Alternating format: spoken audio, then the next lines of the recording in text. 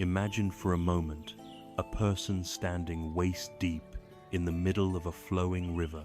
The water is cool and alive, moving with a purpose of its own, a constant, ancient journey toward the sea. The person, however, is not enjoying the flow. They are fighting it. With both hands cupped, they desperately try to capture the water, to hold a piece of the river still, to possess it. They scoop it up, and for a fleeting second, they have it. But the harder they clench their fists, the faster the water escapes through their fingers, leaving only a frustrating dampness behind. They try again and again, their shoulders tensing, their breath held tight, caught in a cycle of effort and loss. This struggle, this futile attempt to grasp the ungraspable, is not just a story about a person and a river. It is a perfect portrait of our modern condition. Does this feeling seem familiar? This quiet desperation to manage everything, to bring the beautiful, chaotic, unpredictable flow of life under our control. We build dams in our careers, trying to channel success into a predictable reservoir. We construct levees in our relationships, hoping to protect ourselves from the currents of change and misunderstanding. We check the weather of our future a dozen times a day, consumed by forecasts of what might go wrong. We meticulously curate the images of our lives, believing that if we can just arrange everything perfectly on the surface, a deep and lasting peace will finally be ours. But it never is. Instead, we find ourselves exhausted. We are adrift in a sea of anxiety, stressed by the constant maintenance, and haunted by the deep, unspoken fear that at any moment the river will overflow our carefully constructed walls. We have been taught that happiness is a result of gaining control, but experience shows us with relentless certainty that this very pursuit of control is the source of our deepest unease. But what if there is another way? What if peace is not found in building stronger dams, but in learning how to swim? There is an ancient path, a form of wisdom that has watched the river of human experience for thousands of years. It does not offer a magic spell to stop the current. Instead, it offers a map that shows us the nature of the river itself, and a set of tools to help us navigate it with grace, with courage, and with a quiet mind. This path does not demand that you believe in anything supernatural or become someone you are not.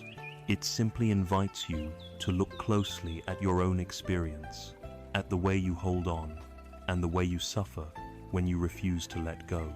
It suggests that true freedom is not found in controlling the world, but in releasing our tight grip upon it, and in doing so, finding a peace that is as natural and as present as the water that flows, unimpeded, to the great and open sea.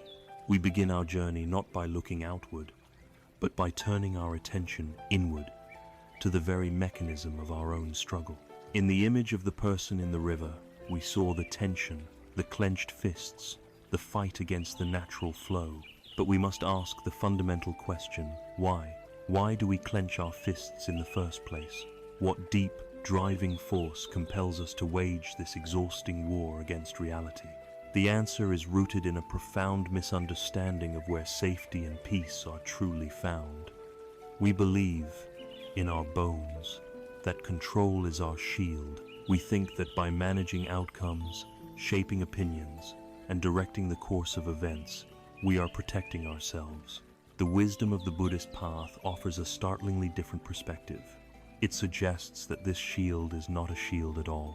It is a hot coal, a burning ember that we clutch in our own hand, believing its searing heat is the price of security, when in fact, it is the very source of our pain. To understand this, we must first have compassion for ourselves and for this deep-seated instinct. The need for control is not a character flaw. It is, in many ways, an echo of our ancient past, a piece of survival hardware wired into the very core of our being. For our ancestors, on the vast plains and in the dense forests, control meant life. The ability to control a fire meant warmth and safety from predators. The ability to control the trajectory of a spear meant food. The ability to control the construction of a shelter meant survival through a harsh winter. In that world, a lack of control was a direct and immediate threat to existence. The brain, particularly the ancient part known as the amygdala, developed a beautifully efficient system: perceive a threat, trigger a fear response, and initiate an action to control the situation. This system worked flawlessly for millennia, and we are here today because of it.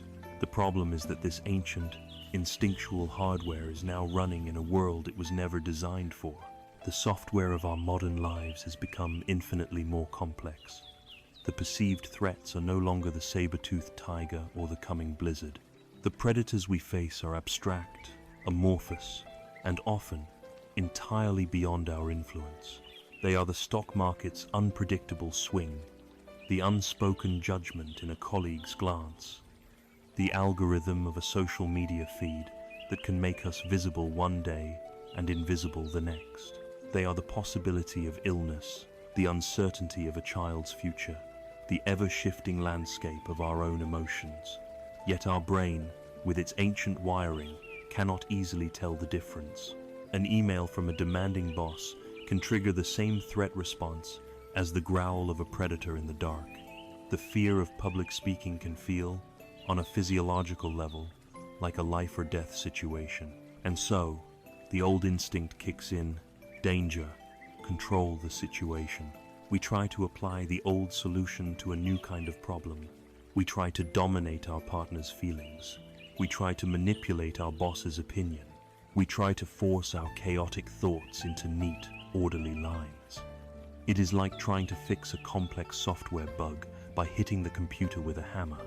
The instinct is to apply force, but the more we hammer, the more the system fractures and fails, deepening our sense of powerlessness. This mismatch creates a devastating internal feedback loop, the very cycle that defines so much of modern anxiety. When we perceive a situation as being out of our control, our body enters a state of high alert, a biological red alarm. Adrenaline and cortisol, the hormones of stress, flood our system. Our heart begins to beat faster, pumping blood to our limbs in preparation for a fight or for flight. Our breathing becomes shallow and rapid, our muscles tense, a shield of armor against a blow that never comes. This is the raw, physical experience of anxiety, and it is profoundly uncomfortable. In response to this discomfort, our instinct for control screams even louder. We feel anxious because we can't control the situation, so we double down on our efforts. We try harder, we micromanage, we ruminate, we plan for every conceivable contingency. But because the object of our control, be it another person's mind or the global economy, is fundamentally uncontrollable, our efforts are bound to fail. This failure doesn't calm us, it does the opposite. It provides our brain with more evidence that things are dangerously out of control, which in turn amplifies the initial anxiety. We are trapped in a spiral. The more we try to escape the anxiety of powerlessness by grabbing for control, the more powerless and anxious we become. It is the perfect, self-sustaining engine of suffering. It's like being in a car that begins to skid on a patch of ice. Our terrified, instinctual reaction is to yank the steering wheel hard in the opposite direction. But any experienced driver knows this is the one thing you must not do, for it sends the car into an uncontrollable spin. The correct action, to turn gently into the skid, to momentarily yield to the loss of control, feels deeply counterintuitive, and so it is with our minds. The instinct to grasp is so strong, we rarely pause to consider that the only way out of the spin is to gently, wisely let go. This persistent, low-grade friction between our desire for control and the uncontrollable nature of reality is what the Buddhist tradition calls dukkha, This ancient word, from the Pali language, is often translated simply as suffering, but this translation can be misleading, as it often makes us think only of dramatic pain like tragedy or disease. Dukkha is far more subtle, and therefore far more pervasive. It is the background hum of dissatisfaction that runs beneath the surface of our lives. It is the feeling that things are just not quite right. It is the sense of being vaguely unfulfilled, even when things are going well. It is the unease, the restlessness, the feeling of being burdened. Dukkha is the stress that arises when we try to force a square peg into a round hole. The peg is our set of demands for how life should be: predictable, stable, secure, and always pleasant. The round hole is reality as it is, impermanent, ever-changing, unpredictable, and a mixture of pleasure and pain. The suffering, the dukkha, is not inherent in the peg or in the hole. It is created entirely by the act of trying to force them together. Our desire for control is the insistence that the world should be a square hole. When reality stubbornly remains round, we experience the friction, the splintering, the resistance. And our typical solution is not to re-examine the peg, but to get a bigger hammer. Our culture celebrates this hammer. We are taught that willpower, grit, and relentless effort are the keys to a successful life. We are told to take control, to make things happen, to never give up. And while these attitudes can be useful in certain contexts, they become toxic when misapplied to the fundamental nature of existence. When faced with the friction of dukkha, our conditioned response is to believe we are simply not trying hard enough. If only we had more discipline, if only we were smarter, if only we planned better, we could finally hammer that peg into the hole and find peace. This is the ultimate illusion. It is here that the Buddha's simple, powerful parable of the hot coal illuminates the entire problem. He spoke of a man who, feeling wronged by another, picks up a burning coal from a fire. His intention is to hold onto it just long enough to throw it, to inflict a burn on his enemy. But as he holds it, as he waits for the right moment, as he nurses his anger and plans his revenge, whose hand is being seared, whose flesh is blistering, who is experiencing the undeniable, immediate, and excruciating pain. It is not the intended target of his anger, it is the one who is holding on. This is the nature of our need for control, the constant planning, the worrying, the ruminating over past mistakes, the attempts to manipulate the future, the resentment we hold towards those who do not conform to our wishes. These are the hot coals. We pick them up believing they are tools of power, weapons of self-defense that will allow us to shape the world to our liking. We think the pain is a necessary price for the eventual victory of having things our way. But the wisdom of this teaching is that there is no eventual victory. The pain is not a means to an end. The pain is inherent in the act of holding on itself. The suffering is not inflicted upon us by the chaotic world. It is generated by our own white-knuckled grip upon it. The burning is happening right now, in our own hearts and minds. With every moment we refuse to open our hand. Now that we have felt the heat of this coal and understand that the pain comes from our own grip, a crucial question arises. What, precisely, is this thing we are holding on to so tightly? To find the answer, we must turn our gaze toward the nature of attachment itself. We have felt the intense, self-inflicted heat of the hot coal, the pain that comes not from the world itself, but from our own desperate, clinging grip. The instinct to control, we now see, is what burns us. So, the next logical step on this journey of understanding is to look more closely at the substance of the coal itself. We need to examine what this act of clinging is truly made of. In the language of the Buddha, this clinging, this grasping, this mental and emotional glue that causes our suffering is called upadana. It is often translated as attachment or clinging, but its meaning is far deeper and more vital than our everyday use of the word. It is not simply about liking something a great deal. Upadana is the active, energetic process of fueling our own sense of self, the very engine that keeps the cycle of anxiety and dissatisfaction running. To decode Upadana is to understand the intricate blueprint of our own unhappiness. When we hear the word attachment in our modern culture, our minds typically leap to the material world. We think of attachment to a luxury car, a beautiful home, designer clothes, or the latest technology. And while these are certainly valid examples, this level of understanding is merely the surface, the very tip of a vast and submerged iceberg. The most powerful and insidious forms of Upadana are often completely invisible. We are profoundly attached to our opinions, clinging to them as if they were life rafts in a stormy sea. We are attached to our identities, the stories we tell ourselves about who we are. I am a successful professional. I am a devoted parent. I am a creative person. I am a victim. We are attached to our memories, replaying past glories and past wounds, keeping them alive long after their moment has passed. We are attached to our plans, creating rigid narratives for a future that has not yet been written. Most subtly of all, we can even become attached to our own suffering, allowing our pain to become our primary identity, a familiar weight we are afraid to put down. Upadana is the unseen force that causes us to weld ourselves to these fleeting thoughts, feelings, and objects, creating a fragile sense of me and mine that we must then spend all our energy defending.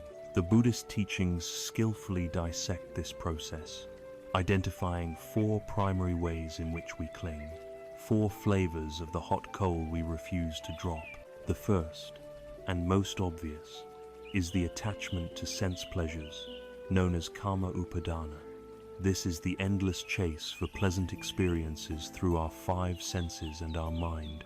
It is the deep-seated belief that our happiness lies just on the other side of the next acquisition, the next experience, the next sensation. It is the voice of the hungry ghost within us, constantly whispering, if only I get that promotion and the bigger salary, if only I could afford that perfect vacation, if only I could find a partner who understands me completely, if only I could taste that exquisite meal again. This form of attachment fuels the engine of consumer culture. It is the driver behind the compulsive online shopping, the endless scrolling through social media feeds in search of a fleeting hit of validation or novelty, the addiction to substances, to food, to entertainment, to any external stimulus that promises a momentary escape from our underlying dissatisfaction. The tragedy of kama upadana is not in the pleasure itself. Pleasure is a natural part of life. The tragedy is in the clinging. The pleasure, by its very nature, is impermanent. The delicious meal ends, the vacation is over, the praise fades, but our clinging, our craving for that pleasure to continue or to be repeated, remains. This creates a state of perpetual hunger, a deficit that can never be filled. We are like a person trying to quench a deep thirst by drinking salt water. The immediate sensation might feel like relief, but it only intensifies the underlying thirst, driving us to drink more and more in a cycle that leads not to satisfaction, but to desperation. The second form of clinging is far more subtle and, in many ways, more dangerous. It is the attachment to views and opinions, or ditti upadana. This is the grasping onto our intellectual constructs, our beliefs, our ideologies, and our personal philosophies as if they were absolute truth. We assemble a collection of views, political, social, religious, or scientific, and we build the house of our identity upon them. We are not just a person who holds a conservative or liberal view.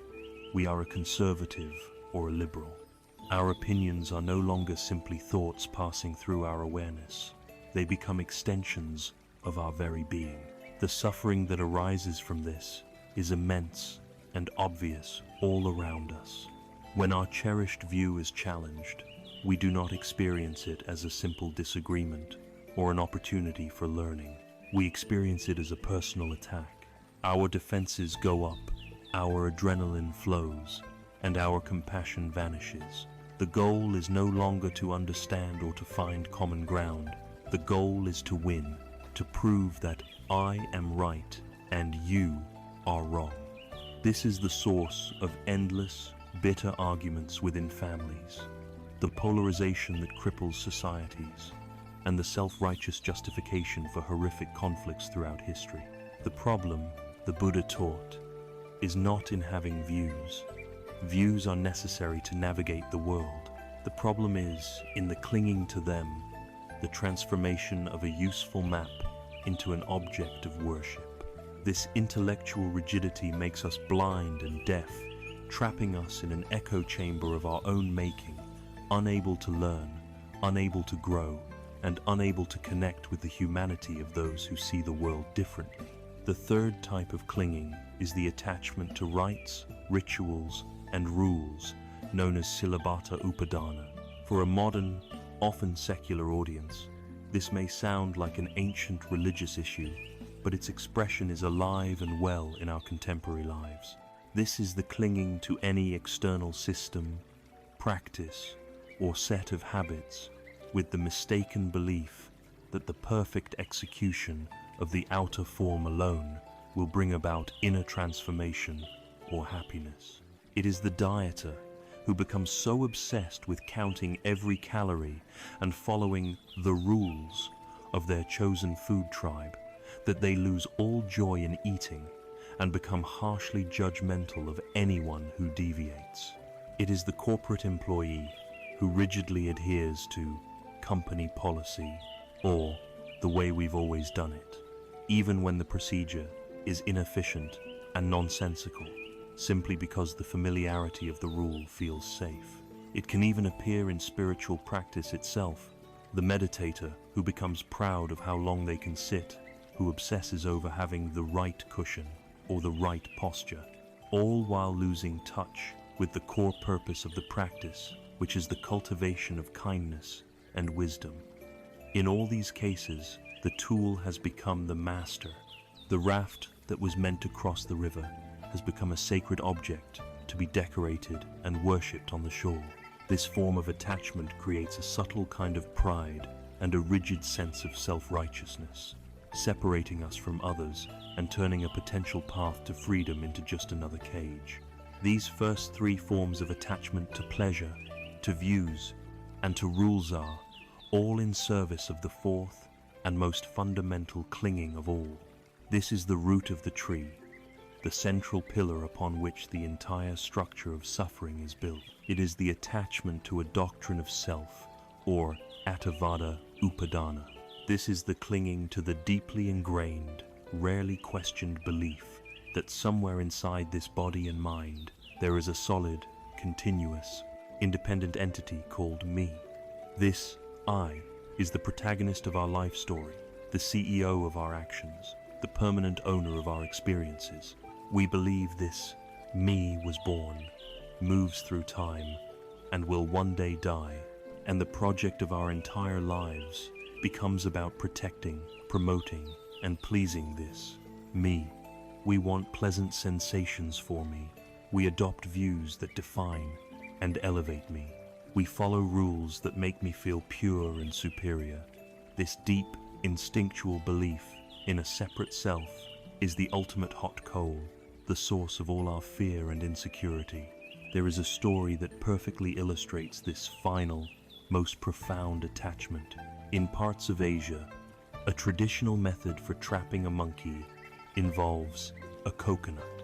The trappers hollow out the coconut, cut a hole in it just big enough for a monkey's open hand to fit through, and place a handful of rice or some other treat inside. They then chain the coconut to a stake.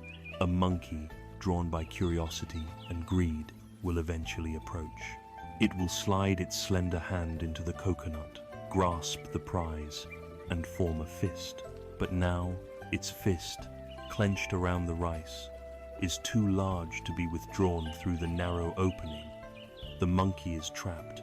It will pull and shriek. It will fight the coconut for hours, growing frantic and exhausted, but it will not be free. All the monkey has to do to escape is to simply open its hand to let go of the rice.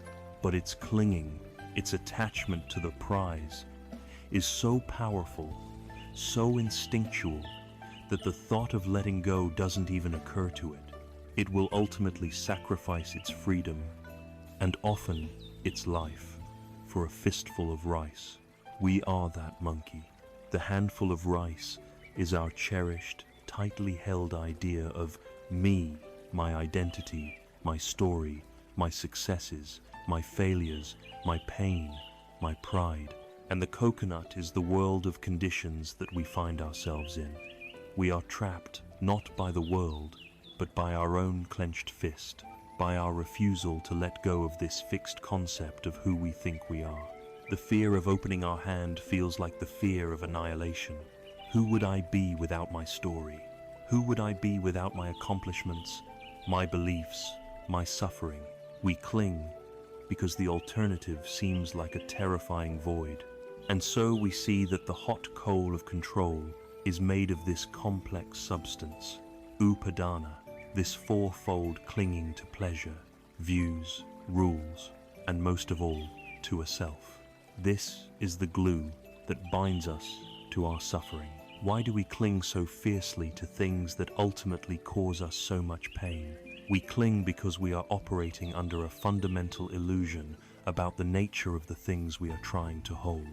We believe they are solid, stable, and permanent.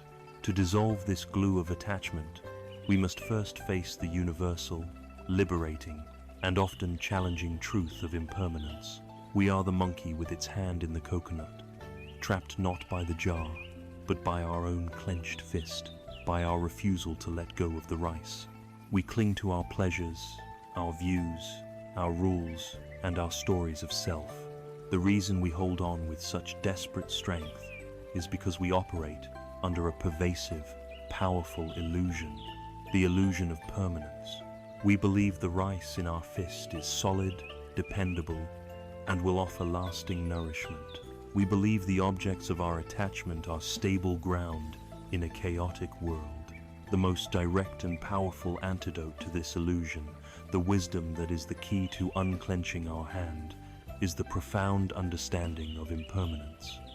In the Pali language, this is called anicca. This is not a depressing philosophy or a nihilistic doctrine to be feared. It is the river's sermon, a teaching offered by life itself in every single moment, a liberating truth that, once seen clearly, dissolves the very glue of our attachments. It is crucial, from the outset, to understand what anicca is and what it is not. In our Western culture, which is so often oriented toward progress, acquisition, and eternal youth, the idea of impermanence can sound pessimistic. It can feel like a doctrine of loss and decay, a denial of life's joys. But this is a fundamental misunderstanding. The teaching of anicca is not a belief system you are asked to adopt. It is a simple, observable fact of existence, as fundamental and inescapable as gravity. The seasons change. The night follows the day. All that is born will one day die. All that comes together will one day fall apart. The Buddhist path does not ask you to believe this. It invites you to see it for yourself, to verify it in the laboratory of your own experience. The anxiety and depression we feel do not come from the fact of impermanence itself. They come from our relentless, exhausting, and ultimately futile war against it. Our suffering is the friction generated by our demand for permanence in a world that is defined by change. To truly embrace the wisdom of anicca is to finally stop fighting a battle you can never win. It is to trade a comforting lie for a liberating truth, and to begin, for the first time, to align yourself with the way things actually are. We can begin our observation of impermanence in the world around us, the so-called solid, external world. We stand on what feels like solid ground, surrounded by buildings of concrete and steel, and we look up at mountains that seem like symbols of eternity. But this solidity is an illusion created by the slow speed of change relative to our own brief lifespan. That mountain is being imperceptibly worn down by every drop of rain and every gust of wind. The continents themselves are drifting. The coastline is in constant negotiation with the sea. The company you work for, which seems like a permanent institution, will one day cease to exist, just as countless empires and civilizations before it have risen, flourished, and vanished into the dust of history. Think of the ancient Greek philosopher Heraclitus, who famously said that you can never step into the same river twice. This is a perfect expression of anicca. When you return to the riverbank, not only has the water that once flowed past you traveled far out to sea, but new water has taken its place. The river is not a static thing. It is a process, a constant flowing. The same is true of everything we perceive. The relationships that define our lives begin, deepen, evolve, and sometimes they end. Our friendships change as our lives diverge. Our financial situation fluctuates. What we hold dear today may mean little to us tomorrow. To build our sense of security on anything in this external world is to build our house on shifting sand. The search for a permanent, unchanging refuge in a world whose very nature is flux is the primary recipe for disappointment and fear. Now, let us bring this observation closer to home, to the one thing that feels most intimately ours, our own body. The body is perhaps the most powerful and undeniable teacher of anicca. This truth was the catalyst for the Buddha's entire spiritual journey. As a young prince named Siddhartha, he was raised in a palace of immense luxury, intentionally shielded by his father from all signs of human suffering. He was surrounded only by youth, health, and beauty. But on a series of chariot rides outside the palace walls, the shell of his gilded cage was shattered. For the first time, he encountered an old man, his body bent and frail.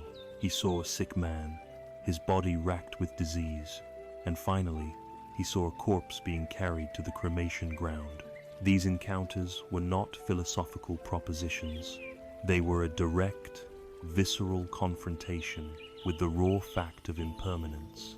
He saw, with shocking clarity, that the youth and vitality he possessed were not a permanent state, but a temporary loan from nature.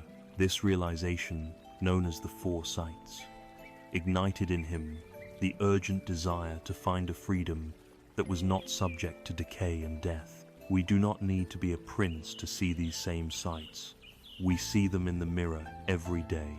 The face that looks back at us is not the same face from a year ago or 10 years ago. Every 7 to 10 years, nearly every cell in our body has been replaced. We are, in a very real sense, a flowing river of biological processes. We are born, we grow from infancy to childhood, through adolescence to adulthood, and then the inevitable process of aging begins. Our energy waxes and wanes. We experience periods of vibrant health, and we fall into sickness. We feel strong, and we feel weak. Our culture teaches us to fight this process, to cling desperately to youth, to hide the signs of aging, to view illness as a personal failure. We invest billions of dollars and countless hours of anxiety in a war against our own biology. From the perspective of anicca, this is madness.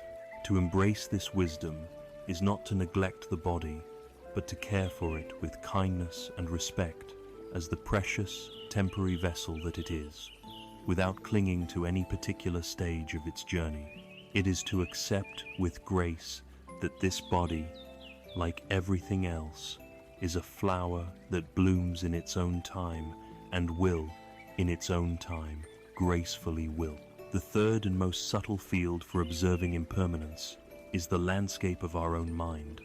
If the external world changes slowly and the body changes at a medium pace, the mind changes with the speed of lightning. We seek refuge in our thoughts, feelings, and moods, believing them to constitute a stable me. But a few moments of honest observation reveal this to be a complete fantasy. Sit quietly for just 1 minute and watch. A thought about a work project arises, sharp and clear. Before it is even complete, it is replaced by a worry about a family member. That worry is then washed away by a sudden memory from a vacation years ago. A feeling of happiness bubbles up for no apparent reason, a warm glow in the chest. A few moments later, it has dissolved, replaced by a vague sense of boredom or irritation. A sound from outside intrudes. An opinion forms about it. A desire to investigate it arises. And then it is all gone, replaced by the next wave of mental phenomena. The mind is not a solid entity. It is a ceaseless cascade of thoughts, emotions, sensations, and perceptions, arising and passing away with breathtaking speed.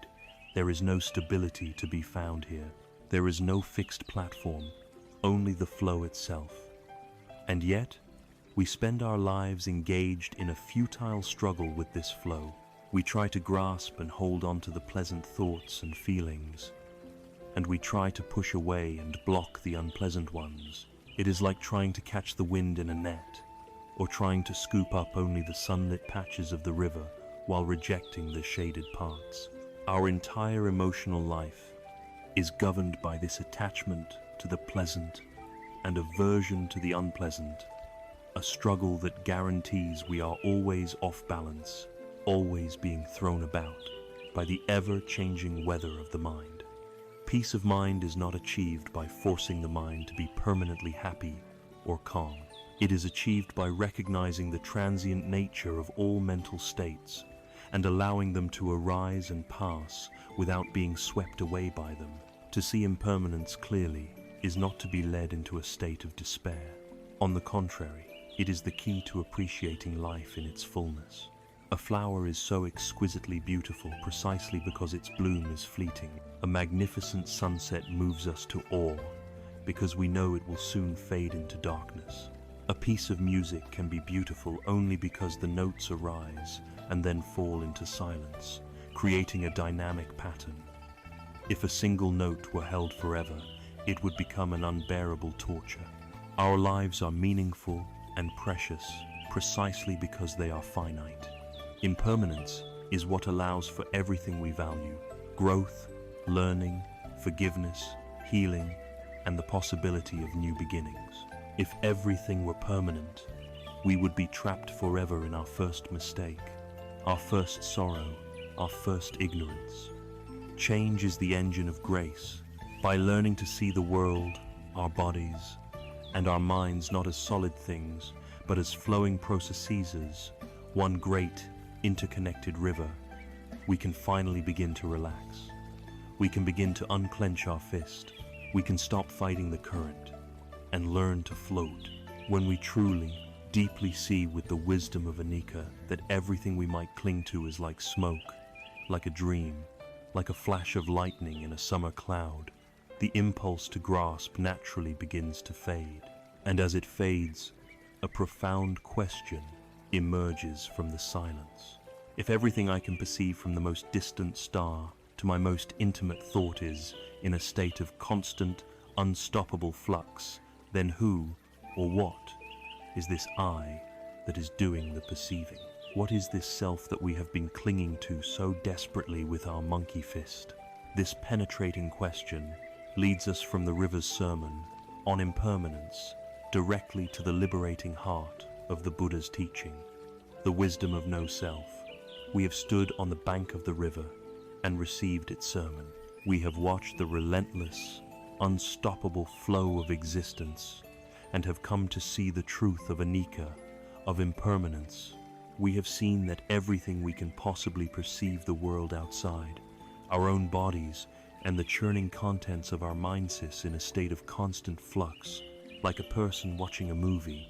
We see that every frame is different from the one before it.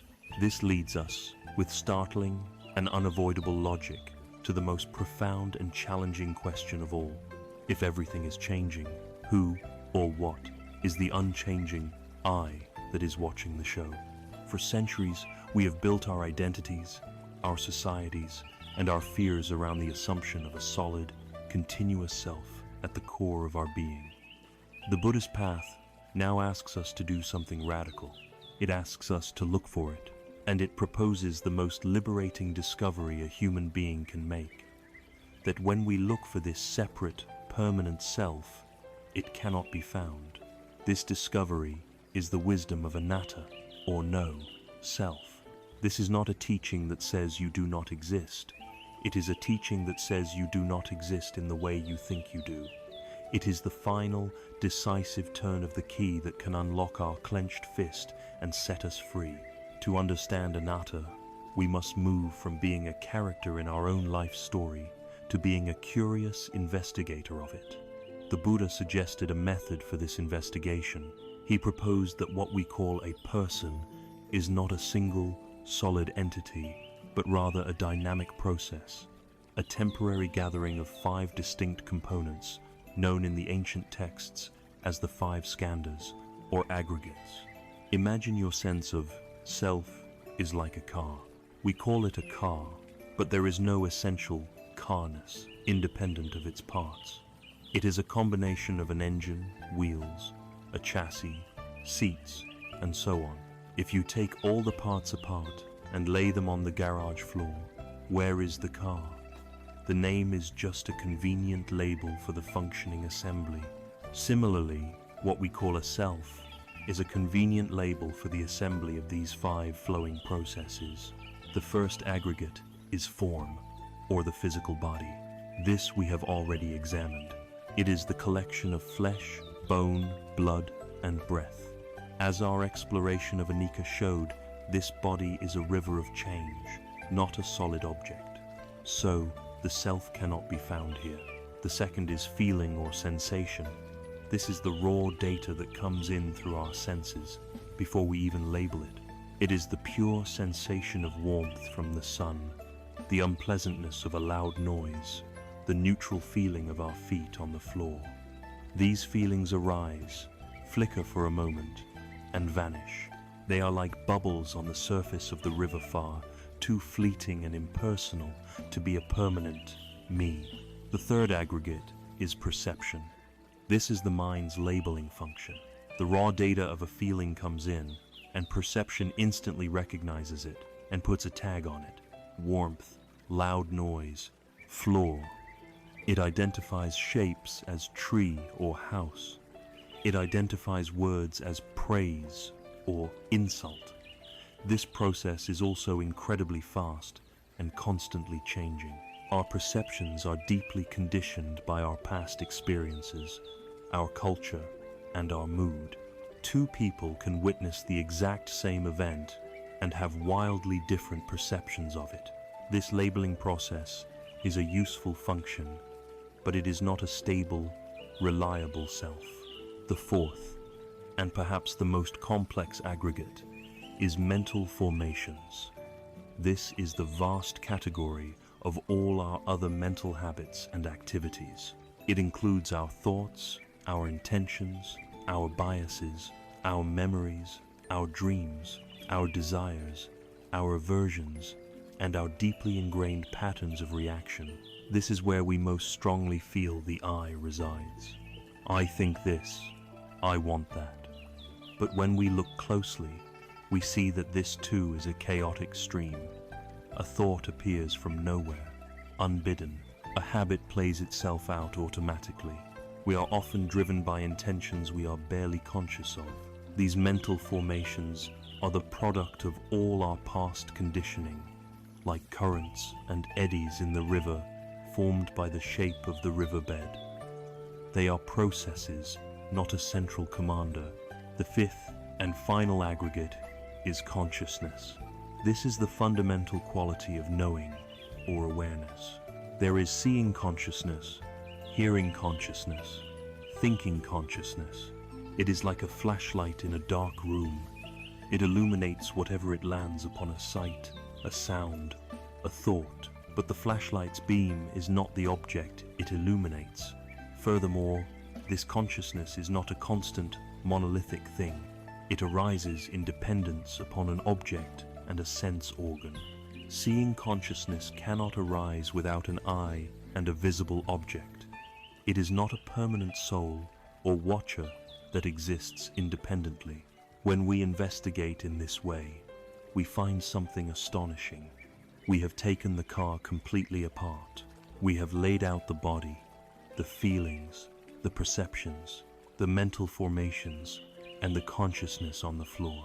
We can look at any single part or any combination of parts, and we cannot find a driver. We cannot find a solid, unchanging self anywhere. The self is a ghost in the machine, a convenient fiction we create from moment to moment by identifying with this ever-changing flow of phenomena.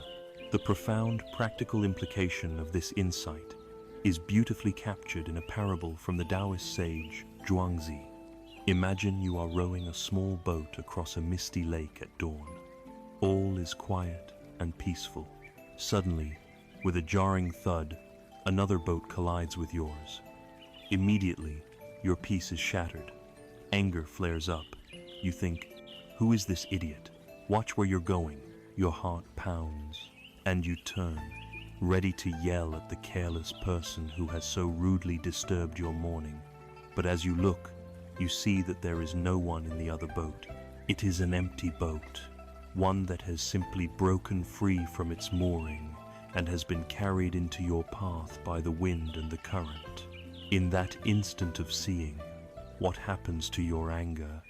It vanishes completely. It dissolves into the morning mist. You cannot be angry at an empty boat. You might feel a flicker of annoyance at the situation, but the personal, venomous anger is gone. You simply take your oar, gently push the empty boat away, and continue on your journey. Zhuangzi's conclusion is simple and earth-shattering. All the boats are empty. When another person bumps into us with a harsh word, a thoughtless action, an act of betrayal, immediate reaction is anger, hurt, and resentment. This is because we are operating under the assumption that there is a solid, malicious captain in their boat, a unified self who has intentionally decided to harm us. The wisdom of anatta allows us to see that their boat is also just a collection of aggregates, a bundle of processes driven by the invisible currents of their own conditioning, their own history, their own fears and pains. There is no solid, evil person in there, only an empty boat driven by the winds of cause and effect. And, just as crucially, when we realize this, we also see that there is no solid, permanently wounded captain in our boat to be offended. The insult, the criticism, the slighted bumps against our vessel, but it has no solid self to stick to. It is like an arrow shot into empty space. It is natural to feel a sense of fear when first encountering this teaching. If there is no self, does that mean I am nothing? Does it mean that nothing matters? This is a misunderstanding. Anatta is not nihilism. It is not a declaration of nothingness. It is a release from a fiction. The self we are afraid of losing, the anxious, self-conscious, ego self that needs to be defended and promoted, was never real to begin with. It is a psychological construction, a heavy burden we have been taught to carry since birth. Letting go of it is not an annihilation. It is a profound relief.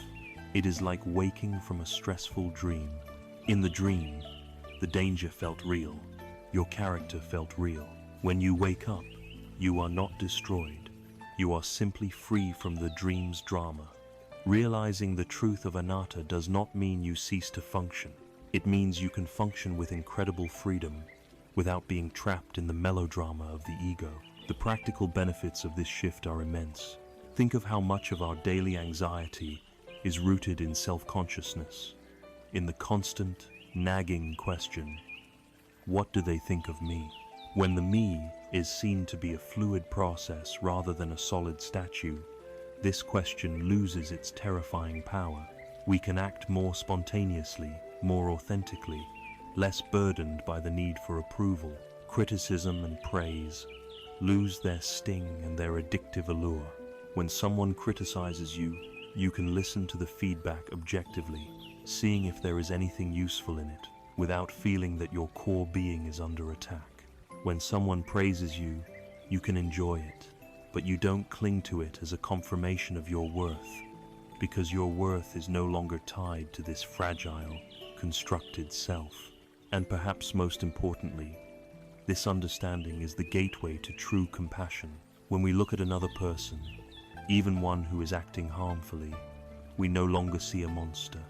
We see another empty boat, tossed about by the painful currents of greed, hatred, and ignorance. Our desire to punish is replaced by a desire to help, a desire to calm the troubled waters for everyone. We have now journeyed from the initial recognition of our suffering, dukkha, through the direct observation of its cause in the fiction of permanence, anicca, and have arrived at the very heart of the illusion, the mistaken belief in a solid, separate self, anatta. We have seen that the self we work so tirelessly to protect and promote is, in its essence, an empty boat. To understand these profound truths intellectually is one thing. To realize them directly in the fabric of our own experience is another entirely. The mind is slippery, and our old habits of identifying with the aggregates are powerful and deeply ingrained. So, how do we train ourselves to see this reality clearly, moment by moment? This requires a tool, a specific mental technology, a form of cultivation that is the foundation of this entire path. This tool is the practice of mindfulness. We have journeyed deep into the philosophical heart of this ancient path. We have confronted the pervasive reality of suffering, or dukkha, born from our clinging. We have stood before the river of anicca, recognizing the profound truth that all things are impermanent. And we have looked into the empty boat of anatta, seeing that the solid, separate self we work so hard to defend is an illusion. These are not simply interesting ideas to be debated or concepts to be memorized. They are descriptions of reality, truths to be seen and experienced directly. But how? How do we begin to see this in our own lives, when our minds are so expertly conditioned to do the exact opposite? Our minds are constantly running, lost in a fog of planning for the future, ruminating on the past, caught in endless loops of judgment and fantasy. To penetrate this fog, we need more than philosophy. We need a tool, we need a practice, a method of training the mind to wake up to itself and to the present moment where life is actually happening. This practice is the cornerstone of the entire path to freedom. It is called sati in the Pali language, and in English, we know it as mindfulness. It is not some esoteric, mystical state reserved for monks in mountain caves. It is a fundamental human capacity, a benevolent and watchful gaze that we can learn to cultivate, and it holds the power to transform everything. Before we learn how to practice mindfulness, it is essential to clear away the thicket of popular misconceptions that surrounds it. For many of us, the word meditation conjures images of trying to force our minds to become completely blank, to stop all thoughts. We may have even tried it, sitting down for a few minutes only to become intensely frustrated as our mind erupts in a chaotic symphony of to-do lists, worries, and random snippets of song. We then conclude, I'm no good at this. My mind is too busy. This is the first and most critical misunderstanding. Mindfulness is not about stopping your thoughts or emptying your mind. Trying to force your thoughts to stop is like trying to command the ocean to be still. The struggle itself only creates more waves. Nor is mindfulness about entering a blissful trance state to escape from the difficulties of life. It is, in fact, the very opposite. It is about turning toward our life, exactly as it is, with courage and clarity. So, what is it? The most classic definition is beautifully simple. Mindfulness is paying attention on purpose, in the present moment, and non-judgmentally. Let us unpack that for a moment. Paying attention on purpose. This means it is an intentional act. We are choosing where to place the spotlight of our awareness, rather than letting it be dragged around by every passing distraction. In the present moment, this is the radical part. Our minds are almost never here.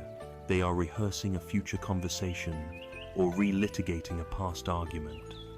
Mindfulness is the gentle but firm act of bringing the mind home to the only moment that ever truly exists, right now. And finally, the most important part, non-judgmentally. This is the quality of kindness and acceptance we bring to our observation. It means we observe our experience without immediately labeling it as good or bad, right or wrong, should or should not.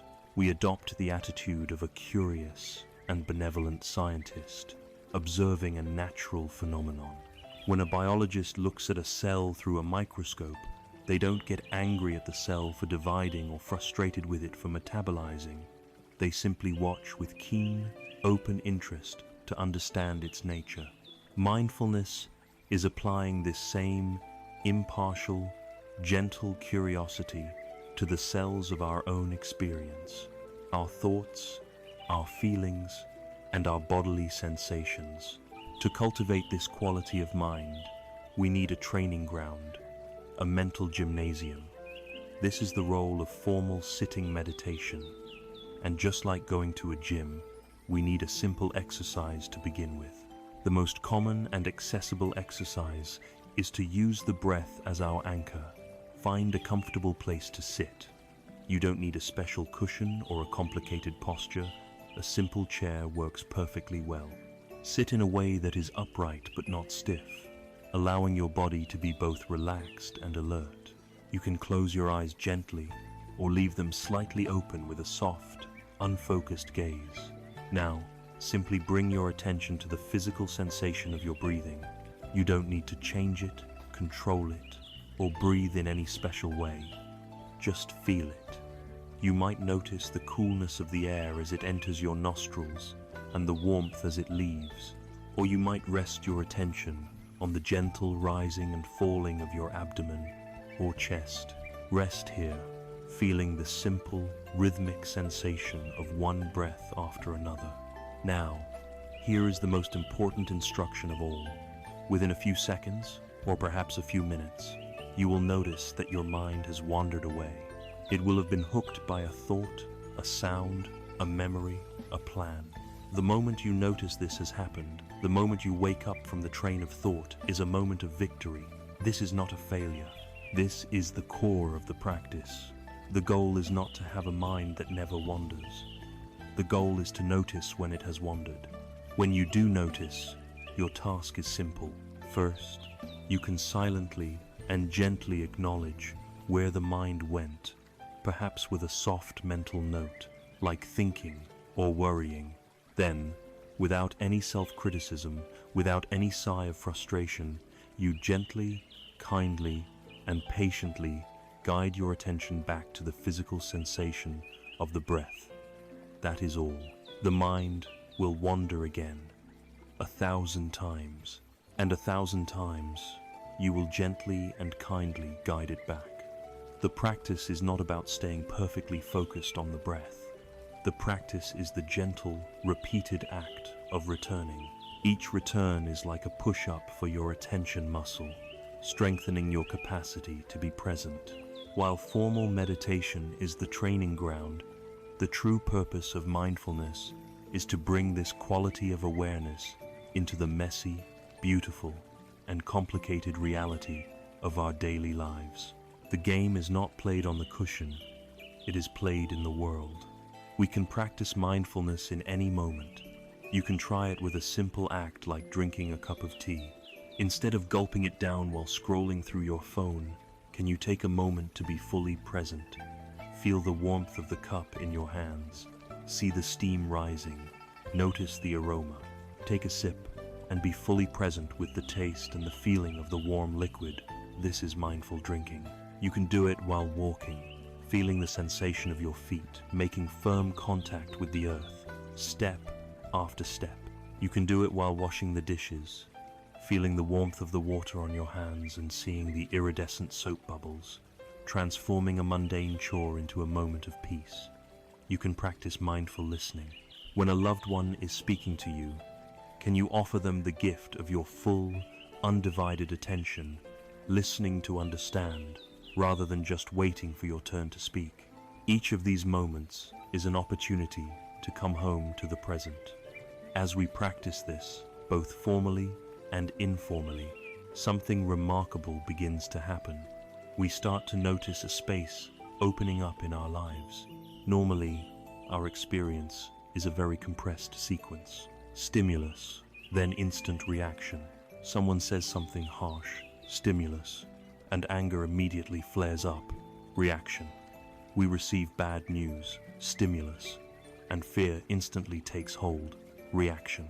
We are like puppets, and our conditioning is pulling the strings. Mindfulness practice inserts a tiny gap, a sacred pause, between the stimulus and the reaction. In that pause, we can see things clearly.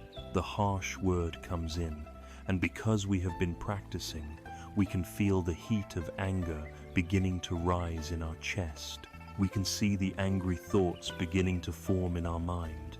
We are watching the process instead of being consumed by it. And in that space, in that sacred pause between the stimulus and our conditioned response, lies our freedom. For the first time, we have a choice. We can see the anger rising and choose not to act on it. We can see the fear and choose to meet it with breath and with kindness. We are no longer a puppet reacting automatically. We are an aware human being, capable of responding to life with wisdom and compassion. This is the profound power of the watchful gaze of mindfulness. It is the tool that allows us to see the truths of dukkha, anicca, and anatta, not as abstract theories, but as the living, breathing texture of our own experience. It is the gentle hand that can finally, patiently, begin to loosen the grip of the monkey fist. Now that we have this fundamental tool, this capacity to watch ourselves with clarity and kindness, we can begin to apply it to the specific, tangled knots of our attachments. One of the tightest and most common knots for people in the modern world is our deep attachment to how things should turn out. We will now use the light of mindfulness to investigate our clinging to outcomes. With the tool of mindfulness now in our hands, we can begin our work. We have cultivated the capacity to sit and watch the chaotic stream of our own mind with a patient and kindly gaze. And when we do this, one of the first and most powerful currents we notice is the mind's relentless obsession with the future. Even when we are engaged in a task right here and now, a huge portion of our mental energy is not present.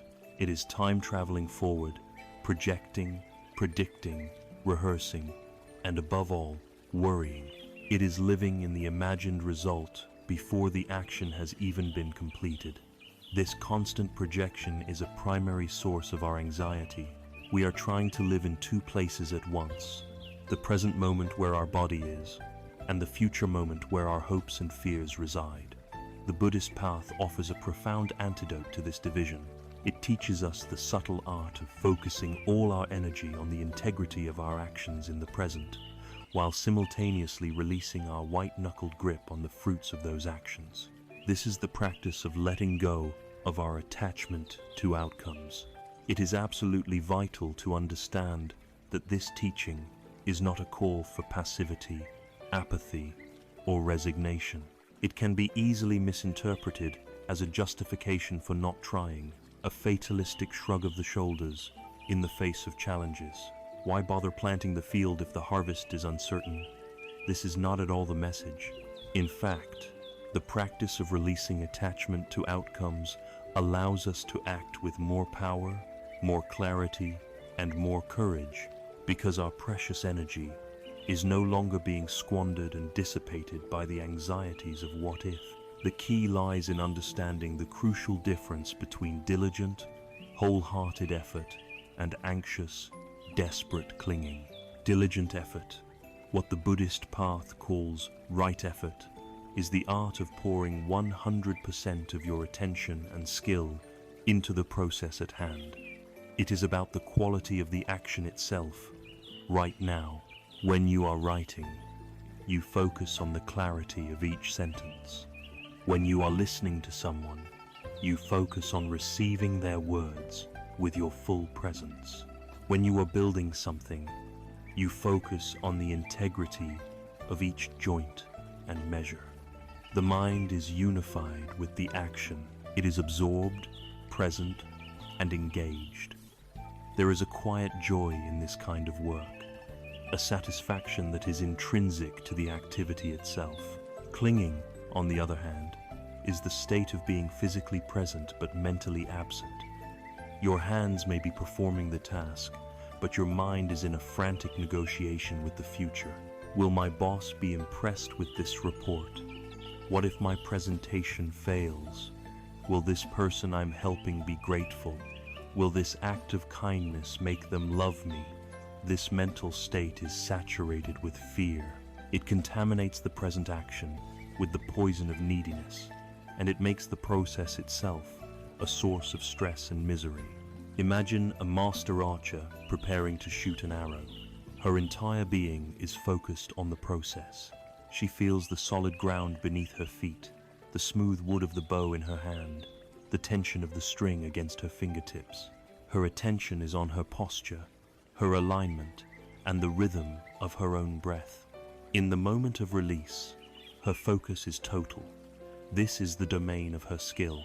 She has done everything in her power to ensure a clean, true shot. But once the arrow has left the bow, it is no longer in her control. A sudden, unseen gust of wind may arise between her and the target. A bird might fly across its path. She cannot control these things. The wise archer knows this. Her excellence, her peace of mind, is found in the perfection of the shot, not in a guarantee that it will hit the bullseye. To cling to the outcome is to try and mentally steer the arrow after it has already flown, an act of pure futility that only creates anguish. We must learn to become this archer in all aspects of our lives, to focus on the integrity of the release, and to let the arrow fly. This principle is beautifully illustrated in the timeless parable of the wise farmer. This farmer understands the deep partnership between effort and acceptance. He knows there is a sphere of activity that is his responsibility, and he dedicates himself to it completely. He rises early, he tests the soil, he chooses the healthiest seeds, he plows his fields with care, ensuring the furrows are straight and deep. He sows the seeds with an even hand. When the time is right, he waters the fields, and he patiently, diligently pulls the weeds that threaten to choke his young crops. All of this is within his power. This is his skillful effort, his art, his practice. He finds a deep satisfaction in this work, in the feeling of the earth and the rhythm of the season. But this wise farmer also possesses a crucial second form of wisdom. He knows precisely where his control ends. He knows that he cannot command the sun to shine on his fields, nor can he order the clouds to release their rain. He cannot forbid the locusts from arriving on the wind, nor can he prevent a sudden, violent hailstorm from sweeping through the valley. These things belong to a larger system, a reality far beyond his individual will, and so he does not waste his life in a state of anxious torment about them. He does not stand in his field shaking his fist at the cloudless sky, or live in a constant state of dread about a potential drought. He performs his work with diligence and love, and then he lets go. He trusts the process. His inner peace is not held hostage by the promise of a bountiful harvest. His peace is found in the knowledge that he has participated in the process with skill, integrity, and a good heart. The harvest, when it comes, is a gift. The unwise farmer, in contrast, may perform the exact same physical tasks, but his mind is a whirlwind of suffering. He is eaten alive by worry, his gaze constantly, nervously scanning the horizon. His suffering comes not from the work or the weather, but from his own mind's refusal to accept the boundary between what he can and cannot control. We can see this same drama play out in our modern lives, particularly in the workplace. For many, a career is a primary arena for the suffering of attachment to outcomes. Our sense of self-worth becomes deeply, dangerously entangled with external results. We work not for the intrinsic value of the task, but for the next promotion, the next quarterly bonus, the next word of praise from a superior. We live on an emotional roller coaster, elated by success, crushed by failure. Applying the farmer's wisdom here means fundamentally shifting our intention. Can we bring our full attention to the work itself? Can we focus on crafting that email with clarity and kindness? Can we engage in a meeting with the intent to listen and collaborate, rather than just to win an argument? Can we make the quality of our effort, our integrity, and our contribution to a wholesome team environment the real reward? When we make this shift, our work becomes our practice. A successful project is still a wonderful thing, but our inner equilibrium no longer depends on it. A setback is no longer a personal verdict on our worth, but simply a piece of data, an unexpected turn in the weather, an opportunity to learn and adapt.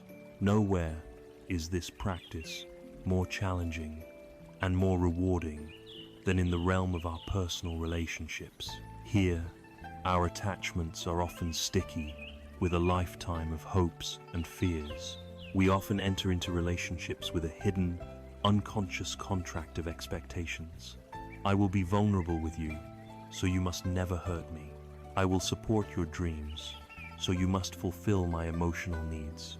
I love you, so you must behave in a way that always makes me happy. This turns the sacred space of a relationship into a marketplace of transaction and obligation. It is the gilded cage of expectation. To let go of outcomes here is to learn the radical art of loving unconditionally. It means offering the gifts of your presence, your support, your kindness, and your affection freely, without an itemized invoice attached. It means you love the other person not as a project to be fixed or an object to fulfill your needs, but as a sovereign being on their own journey.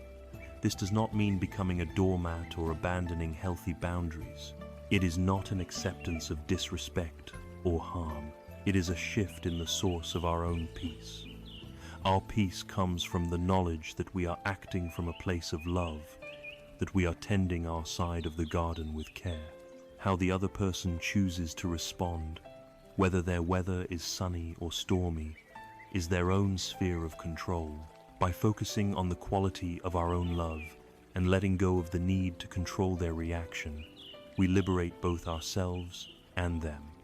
We replace the anxiety of transaction with the freedom of the gift.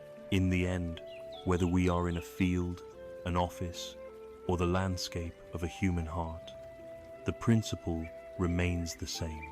True peace is found in the skillful and loving sowing of the seed, not in the anxious and fearful waiting for the harvest. By bringing our full, mindful attention to the quality of our actions in the present moment, we liberate ourselves from the tyranny of an imagined future. We learn to trust the arrow's flight. We have now begun to loosen our grip on the future by letting go of outcomes. But so much of our daily suffering is rooted not just in the future, but in the present moment's social reality.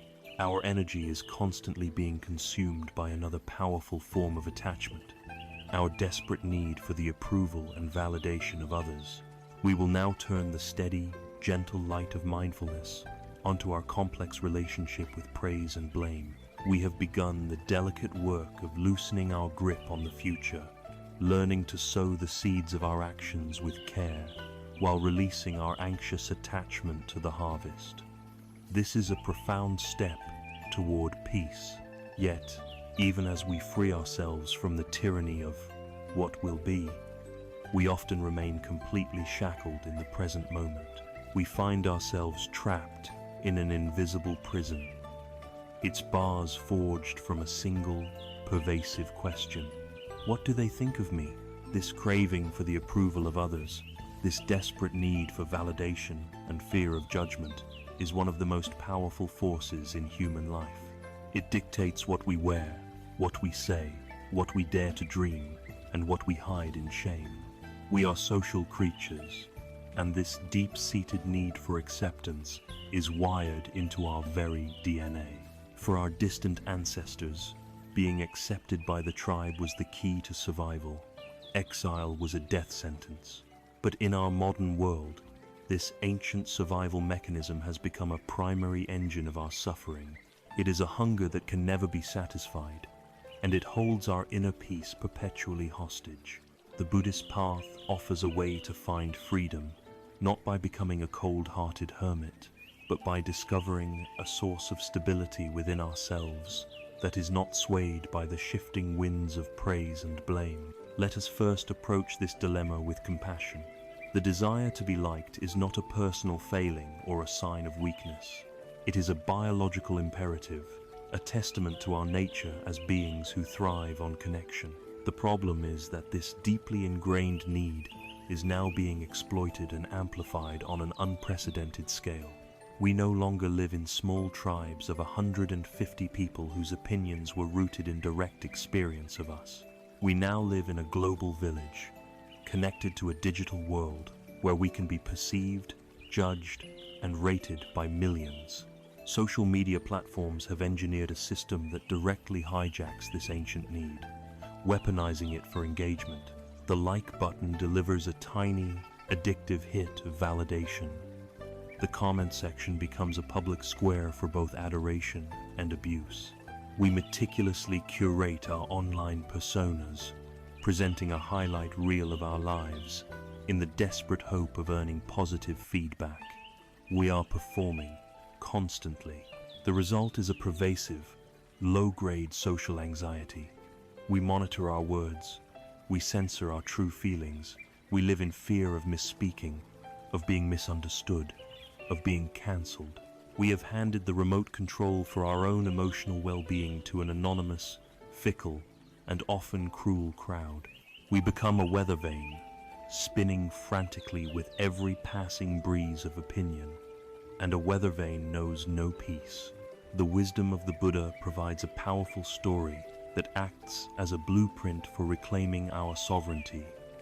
It is the parable of the unaccepted gift. One day, while the Buddha was teaching a group of people, a man from a rival school of thought came to confront him. This man was filled with rage and jealousy at the Buddha's growing influence. He stood before the calm, seated figure and began to unleash a torrent of verbal abuse. He hurled the most vicious insults he could conjure, attacking the Buddha's character, his teachings, and his followers. He did everything in his power to provoke, to humiliate, and to elicit a reaction of anger or shame. Throughout the tirade, the Buddha sat in perfect stillness, listening patiently and attentively, his expression unchanged, radiating a palpable sense of peace. The man continued until he was exhausted, his voice hoarse, his anger spent. He was bewildered by the complete lack of reaction.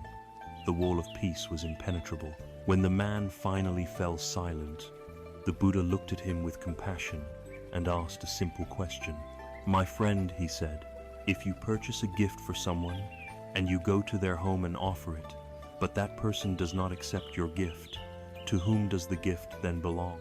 The man, taken aback by the unexpected question, thought for a moment and replied, "Well, it would belong to me, of course. I bought it." The Buddha nodded gently and said, "Exactly so. You have just offered me the gift of your anger, your hatred, and your insults. I have chosen not to accept it." This simple exchange contains a revolutionary teaching on emotional freedom. Words, whether they are stones of blame or bouquets of praise, are offerings.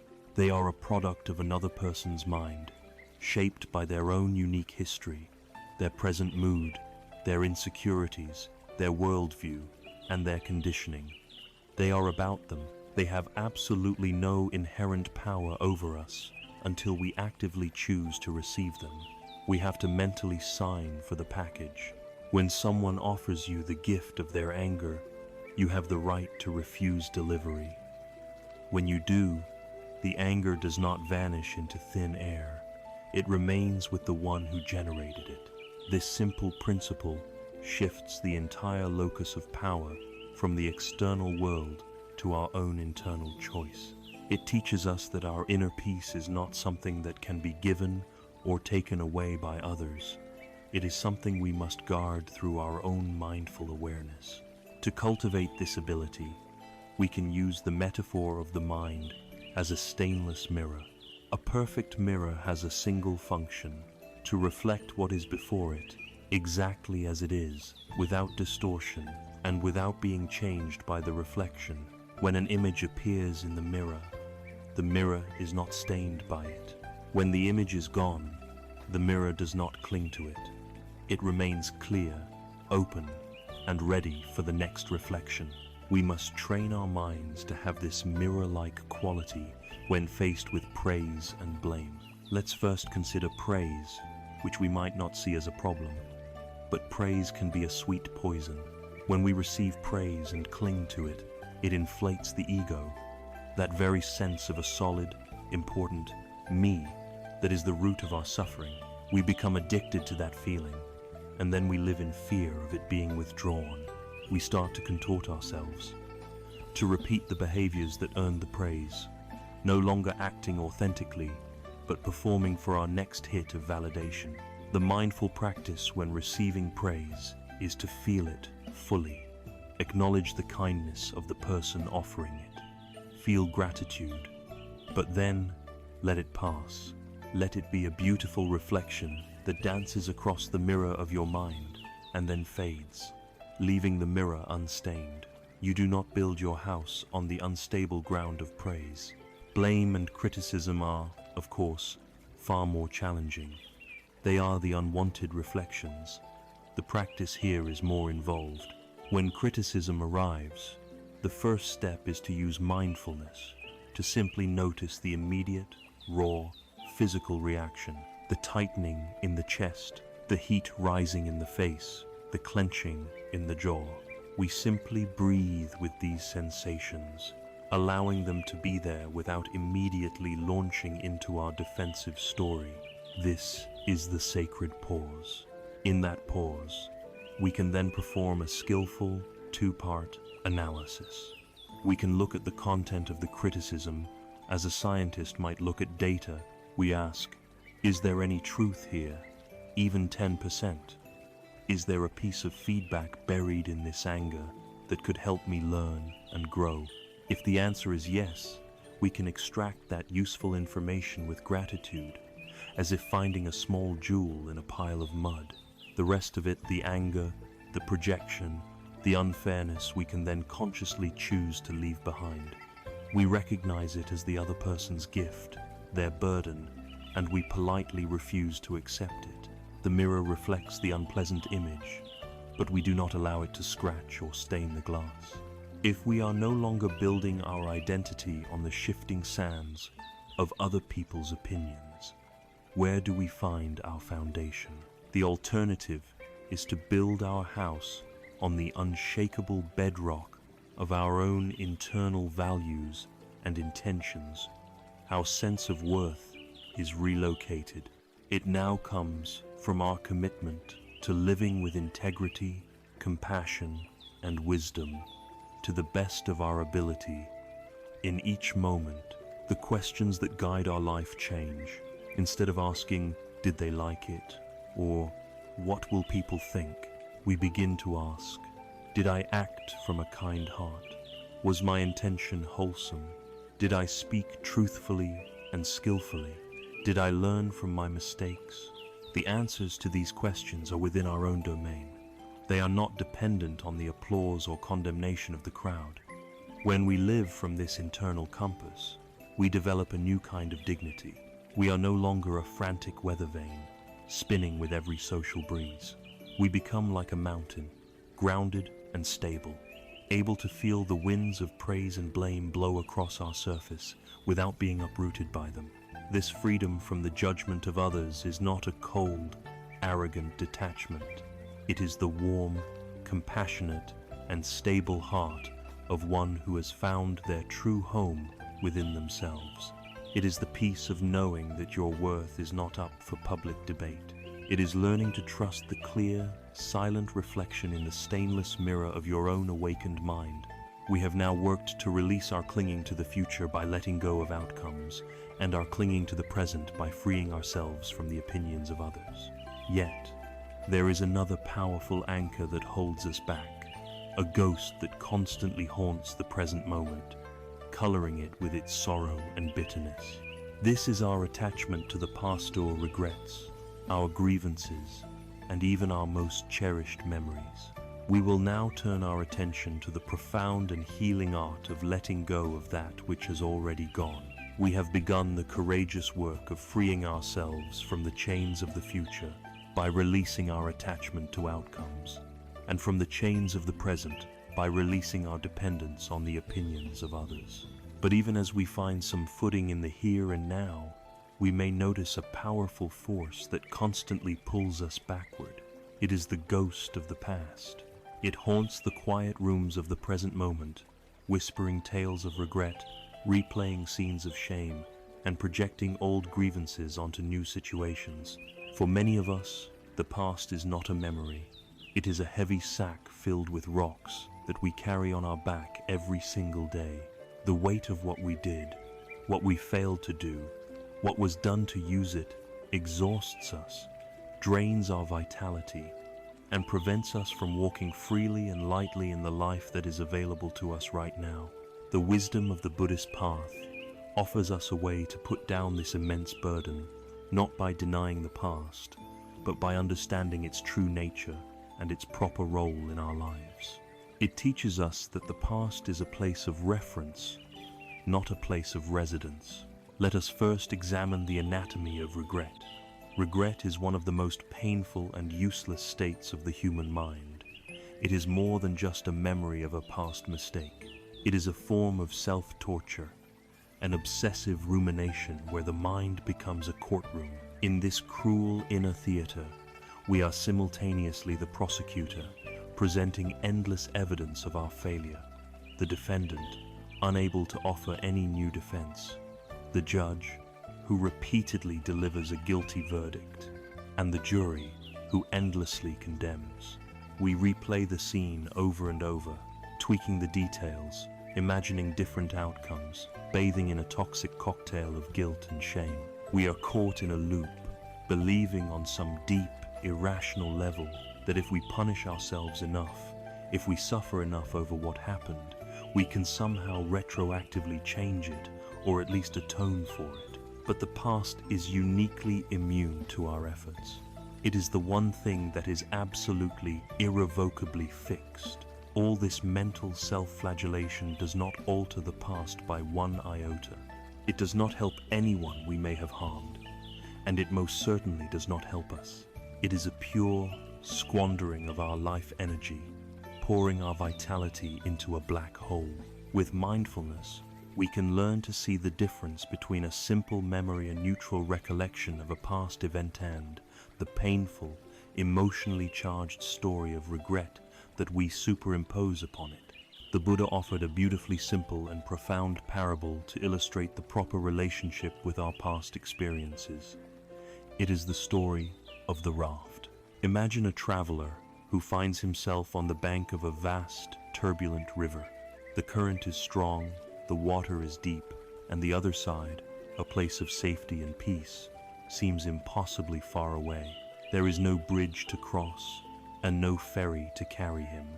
The traveler, being resourceful and determined, does not give up. He walks along the riverbank, gathering materials, reeds, sturdy branches, lengths of vine. With great effort, patience, and skill, he lashes them together, constructing a simple but sturdy raft. He then pushes the raft into the water, climbs aboard, and using a pole, he begins to paddle. The journey is difficult, but the raft serves him well. It keeps him afloat amidst the dangerous currents, and finally, weary but safe, he arrives on the far shore. He has reached his destination. The Buddha then posed a question to his listeners. What should this wise traveler do now? Should he, filled with gratitude and a sense of attachment to this raft that saved his life, think to himself, "This raft was so useful to me, I would never have made it without it. I must not abandon it"? Should he then hoist the heavy, dripping raft onto his shoulders and continue his journey overland, carrying it with him wherever he goes? The answer, of course, is obvious to anyone. That would be the height of foolishness.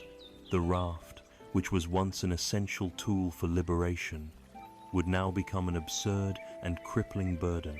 The wise traveler, the Buddha explained, would recognize the raft's immense value.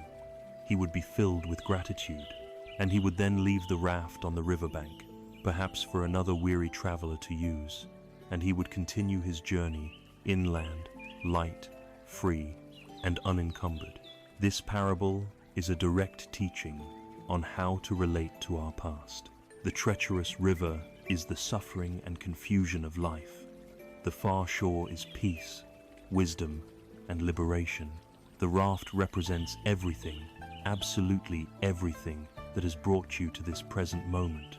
This includes not just your successes and wise decisions, but also your mistakes, your failures, your heartbreaks, your embarrassments, and your past conditioning. Every single event, every relationship, every choice was a piece of wood or a length of vine in the raft that carried you across the waters to the shore of right now. To constantly ruminate on past mistakes, to cling to old grievances, or even to endlessly bask in the glory of past successes, is to carry the raft on your back. It is to mistake the vessel for the destination. The only sane and skillful thing to do is to turn to your past, acknowledge its role with gratitude, learn its lessons, and then have the courage to leave it on the shore and walk freely into the new landscape of the present. This does not mean we become cavalier about mistakes, especially those that have caused harm to others. The teaching of letting go can be mistaken for a form of spiritual bypassing, a way of avoiding responsibility. It is therefore crucial to distinguish between toxic, paralyzing regret and wise, healthy remorse. Toxic regret is entirely self-absorbed. Its endless mantra is, "I am so terrible. I am a bad person." It is backward-looking and serves only to deepen our own shame and paralysis. Healthy remorse, on the other hand, is a skillful, forward-looking process. It involves several steps. First, we acknowledge the unskillful action clearly and honestly, without excuses. We use mindfulness to see what happened and to see the pain it may have caused. Second, we allow ourselves to feel the natural human sorrow for that action, but without letting it define our entire identity. Third, and most importantly, we resolve to learn from the mistake. We ask, what conditions in me led to that action? What can I learn about my own anger, fear, or ignorance, so that I can act with more wisdom and kindness in the future? This is how a mistake is transformed from a scar into a teacher. Finally, we let go of the self-blame and, where possible and skillful, we seek to make amends not as a way to alleviate our own guilt, but as a genuine act of healing. If we cannot apologize directly, our amends are made by living a better, more conscious life from this moment forward. A vital part of this process is the radical act of self-forgiveness. Forgiving ourselves is not about condoning our past actions. It is an act of profound compassion for the person we used to be. The person who made that mistake 5, 10, or 20 years ago was a different person. They were an assembly of different thoughts, different feelings, and a different level of understanding. They were likely acting from a place of ignorance, pain, confusion, or deep conditioning. To continue to punish your present self for the actions of a past self is a profound cruelty. It is like drinking poison yourself and hoping the person you used to be will be harmed by it. Forgiveness is the act of putting down the poison. It is the recognition that you have suffered enough. It is the choice to stop carrying the heavy rock of self-blame in your sack. Ultimately, the freedom from the past is rooted in a deep understanding of anicca, of impermanence. The person you were a decade ago, a year ago, even 5 minutes ago, no longer exists. The cells of your body have changed. The thoughts in your mind have changed. The world around you has changed. While you are connected to that past self through the uninterrupted stream of cause and effect, you are not identical to them. This means that every single moment is a new birth. Every breath is a clean slate. Every sunrise is an invitation to begin again. The past has absolutely no power over the present moment, unless we give it that power by continually reviving it, replaying it, and believing its old stories. The past is a memory, an echo. The future is an imagination, a dream. The only place where life actually happens, the only place where change, healing, and freedom are possible, is right here, in the immediacy of this present moment. Our past is the raft. It was built from the raw materials of our life, and it has served its purpose by bringing us to the shore of this very moment. The journey may have been harrowing, and the raft may be battered and worn, but it brought us here. Now we stand on new ground. We must have the wisdom to honor the vessel, to learn from its construction, and then have the supreme courage to leave it behind. The weight of the past is a choice, not a life sentence. We can choose to walk on, unburdened and free. Having learned to unburden ourselves from the ghosts of the past, our attention naturally turns to its counterpart, the alluring and terrifying mirage of the future. We will now explore how to face the great unknown of what is to come, not with anxiety and fear, but with a calm and present mind. Having learned to gently place the heavy raft of the past on the riverbank, we experience a moment of profound lightness. We are no longer defined by what has been. We turn our face forward, ready to walk the path of our life, unburdened.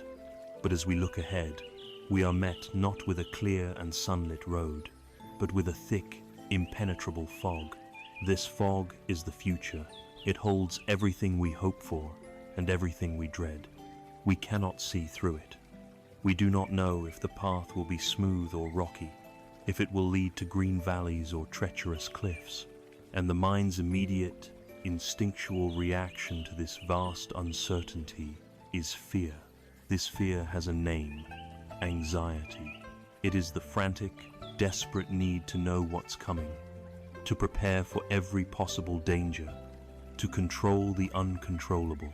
It is a state of inner turmoil that can poison the most beautiful of present moments. The wisdom of the path teaches us not how to dispel the fog, for the future is always fundamentally unknowable, but how to walk into it with a calm and trusting heart, guided not by a map of what will be, but by the steady light of what is. Anxiety is, in its essence, a ghost story we tell ourselves about the future. It is a specific, deeply ingrained mental habit of abandoning the present moment to live in an imaginary world that has not yet come to pass. And almost invariably, the world we choose to inhabit is a frightening one. The anxious mind is a masterful author of horror stories. It begins with a simple two-word incantation. What if I lose my job? What if this illness gets worse? What if my children are unhappy? What if I end up alone? With each what if, the mind spins a more elaborate and terrifying tale, complete with vivid imagery and emotional soundtracks. Now, the crucial thing to understand is that the ancient, survival-oriented parts of our brain cannot tell the difference between a real, present-moment threat and a vividly imagined one. When you mentally rehearse a story of future catastrophe, Your body reacts as if it is happening right now. The heart begins to race. The breath becomes shallow.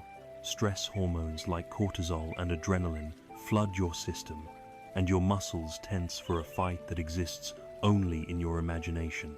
You are the author, the narrator, and the terrified audience of your own scary movie, all at once. The suffering you experience, the sleepless nights, the churning stomach, the racing pulses, absolutely real. But its cause is a complete fiction. You are being wounded by events that have not happened, and in all likelihood, will never happen. Our rational mind often tries to justify this state of worry, dressing it up as something productive. We tell ourselves that by worrying, we are preparing or problem solving. But this is a cognitive illusion. The mind cannot solve a problem that does not yet exist. The variables are all imaginary. You cannot fix an engine that has not yet broken down, using tools you do not have, for a journey that has not yet begun. All this mental rehearsal accomplishes is to make you feel exhausted and defeated before you have even taken the first step. It is essential here to distinguish between wise, skillful planning and anxious, neurotic worrying. Wise planning is a present moment activity. It involves looking calmly at the facts as they are now, and taking sensible, practical steps to prepare for a likely future. It might sound like, based on my current situation, it is wise to learn a new skill to increase my job security, or it is a good idea to eat well and exercise to support my future health. This kind of thinking is grounded, rational, and leads to constructive action in the present. Anxious worrying, on the other hand, is an emotional, fear-based rumination about a near infinite number of catastrophic and often unlikely possibilities.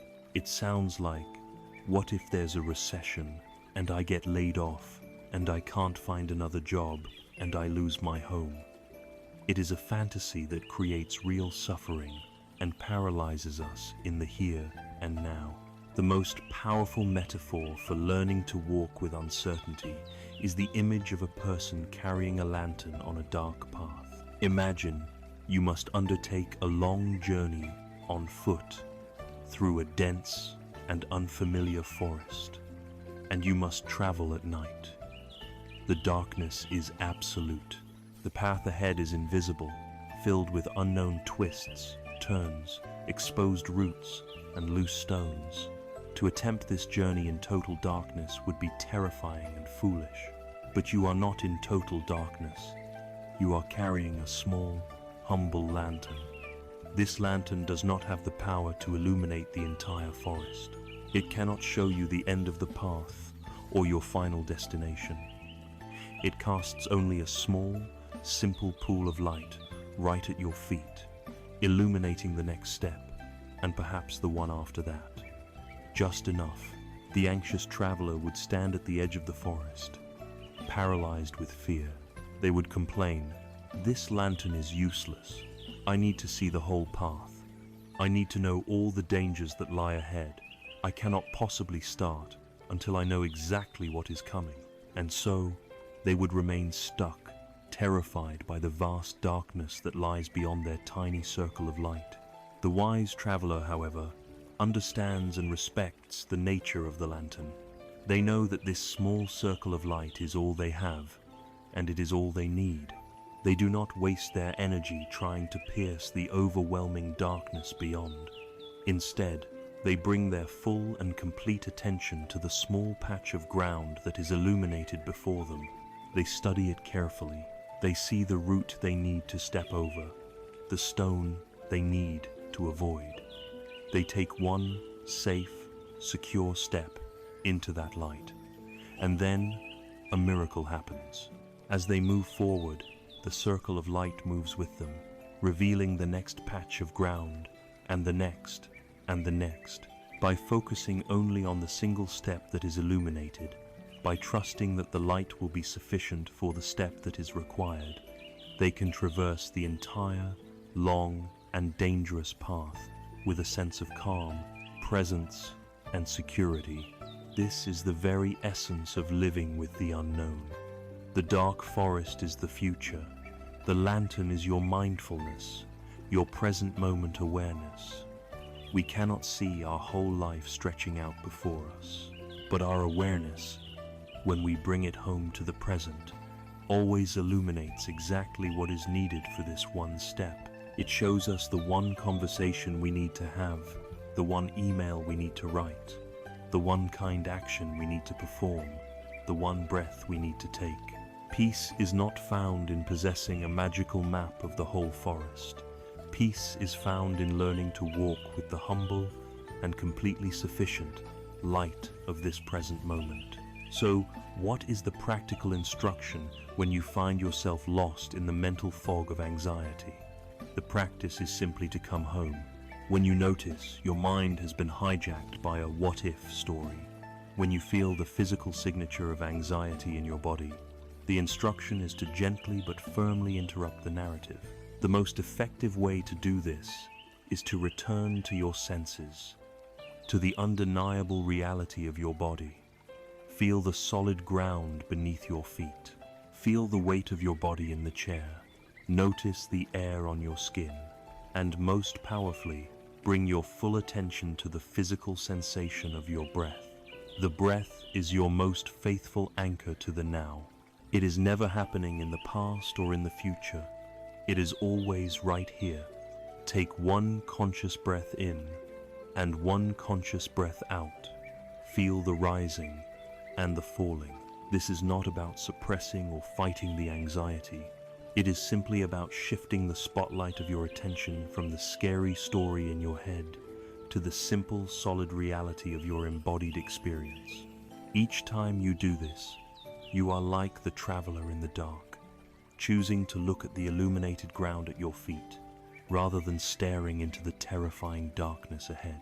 Each time you return to the breath, you weaken the neurological pathways of worry, and you strengthen the muscle of presence.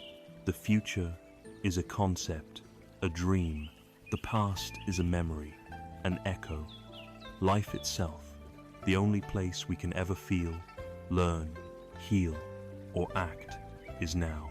We learn to let the future take care of itself by taking exquisite care of this present moment. We trust that if we take this one step wisely, the next step will be revealed. This is all that has ever been required of us. Having explored how we relate to the great immaterial burdens past, our future, the opinions of others sway, now turn our attention from the intangible to the tangible. We will investigate our complex and often fraught relationship with the things we can physically touch, the things we accumulate and store, and the profound promise of happiness the material world seems to offer. Having learned to gently place the heavy raft of the past on the riverbank, we experience a moment of profound lightness. We are no longer defined by what has been. We turn our face forward, ready to walk the path of our life, unburdened. But as we look ahead, we are met not with a clear and sunlit road, but with a thick, impenetrable fog. This fog is the future. It holds everything we hope for and everything we dread. We cannot see through it. We do not know if the path will be smooth or rocky, if it will lead to green valleys or treacherous cliffs. And the mind's immediate, instinctual reaction to this vast uncertainty is fear. This fear has a name: anxiety. It is the frantic, desperate need to know what's coming, to prepare for every possible danger, to control the uncontrollable. It is a state of inner turmoil that can poison the most beautiful of present moments. The wisdom of the path teaches us not how to dispel the fogfall. The future is always fundamentally unknowable, but how to walk into it with a calm and trusting heart, guided not by a map of what will be, but by the steady light of what is. Anxiety is, in its essence, a ghost story we tell ourselves about the future. It is a specific, deeply ingrained mental habit of abandoning the present moment to live in an imaginary world that has not yet come to pass. And almost invariably, the world we choose to inhabit is a frightening one. The anxious mind, is a masterful author of horror stories. It begins with a simple, two-word incantation. What if? What if I lose my job? What if this illness gets worse? What if my children are unhappy? What if I end up alone? With each what if, the mind spins a more elaborate and terrifying tale, complete with vivid imagery and emotional soundtracks. Now, the crucial thing to understand is that the ancient, survival-oriented parts of our brain cannot tell the difference between a real, present-moment threat and a vividly imagined one. When you mentally rehearse a story of future catastrophe, your body reacts as if it is happening right now. The heart begins to race, the breath becomes shallow, stress hormones like cortisol and adrenaline flood your system, and your muscles tense for a fight that exists only in your imagination. You are the author, the narrator, and the terrified audience of your own scary movie, all at once. The suffering you experience, the sleepless nights, the churning stomach, the racing pulses, absolutely real. But its cause is a complete fiction. You are being wounded by events that have not happened, and in all likelihood, will never happen. Our rational mind often tries to justify this state of worry, dressing it up as something productive. We tell ourselves that by worrying, we are preparing or problem solving. But this is a cognitive illusion. The mind cannot solve a problem that does not yet exist. The variables are all imaginary.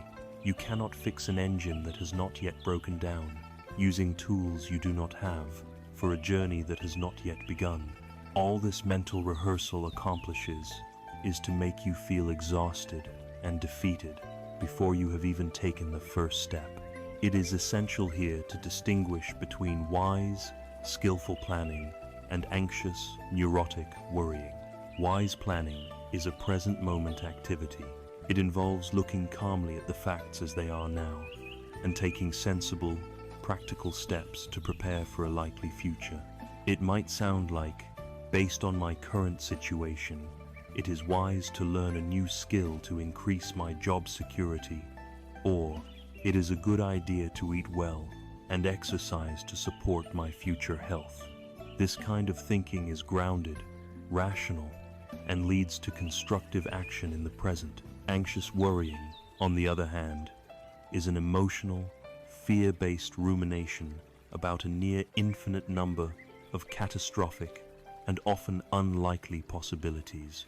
It sounds like, what if there's a recession and I get laid off and I can't find another job and I lose my home? It is a fantasy that creates real suffering and paralyzes us in the here and now. The most powerful metaphor for learning to walk with uncertainty is the image of a person carrying a lantern on a dark path. Imagine you must undertake a long journey on foot through a dense and unfamiliar forest, and you must travel at night. The darkness is absolute. The path ahead is invisible, filled with unknown twists, turns, exposed roots, and loose stones. To attempt this journey in total darkness would be terrifying and foolish. But you are not in total darkness. You are carrying a small, humble lantern. This lantern does not have the power to illuminate the entire forest. It cannot show you the end of the path or your final destination. It casts only a small, simple pool of light right at your feet, illuminating the next step, and perhaps the one after that. Just enough. The anxious traveler would stand at the edge of the forest, paralyzed with fear. They would complain, "This lantern is useless. I need to see the whole path.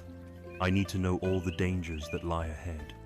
I cannot possibly start until I know exactly what is coming."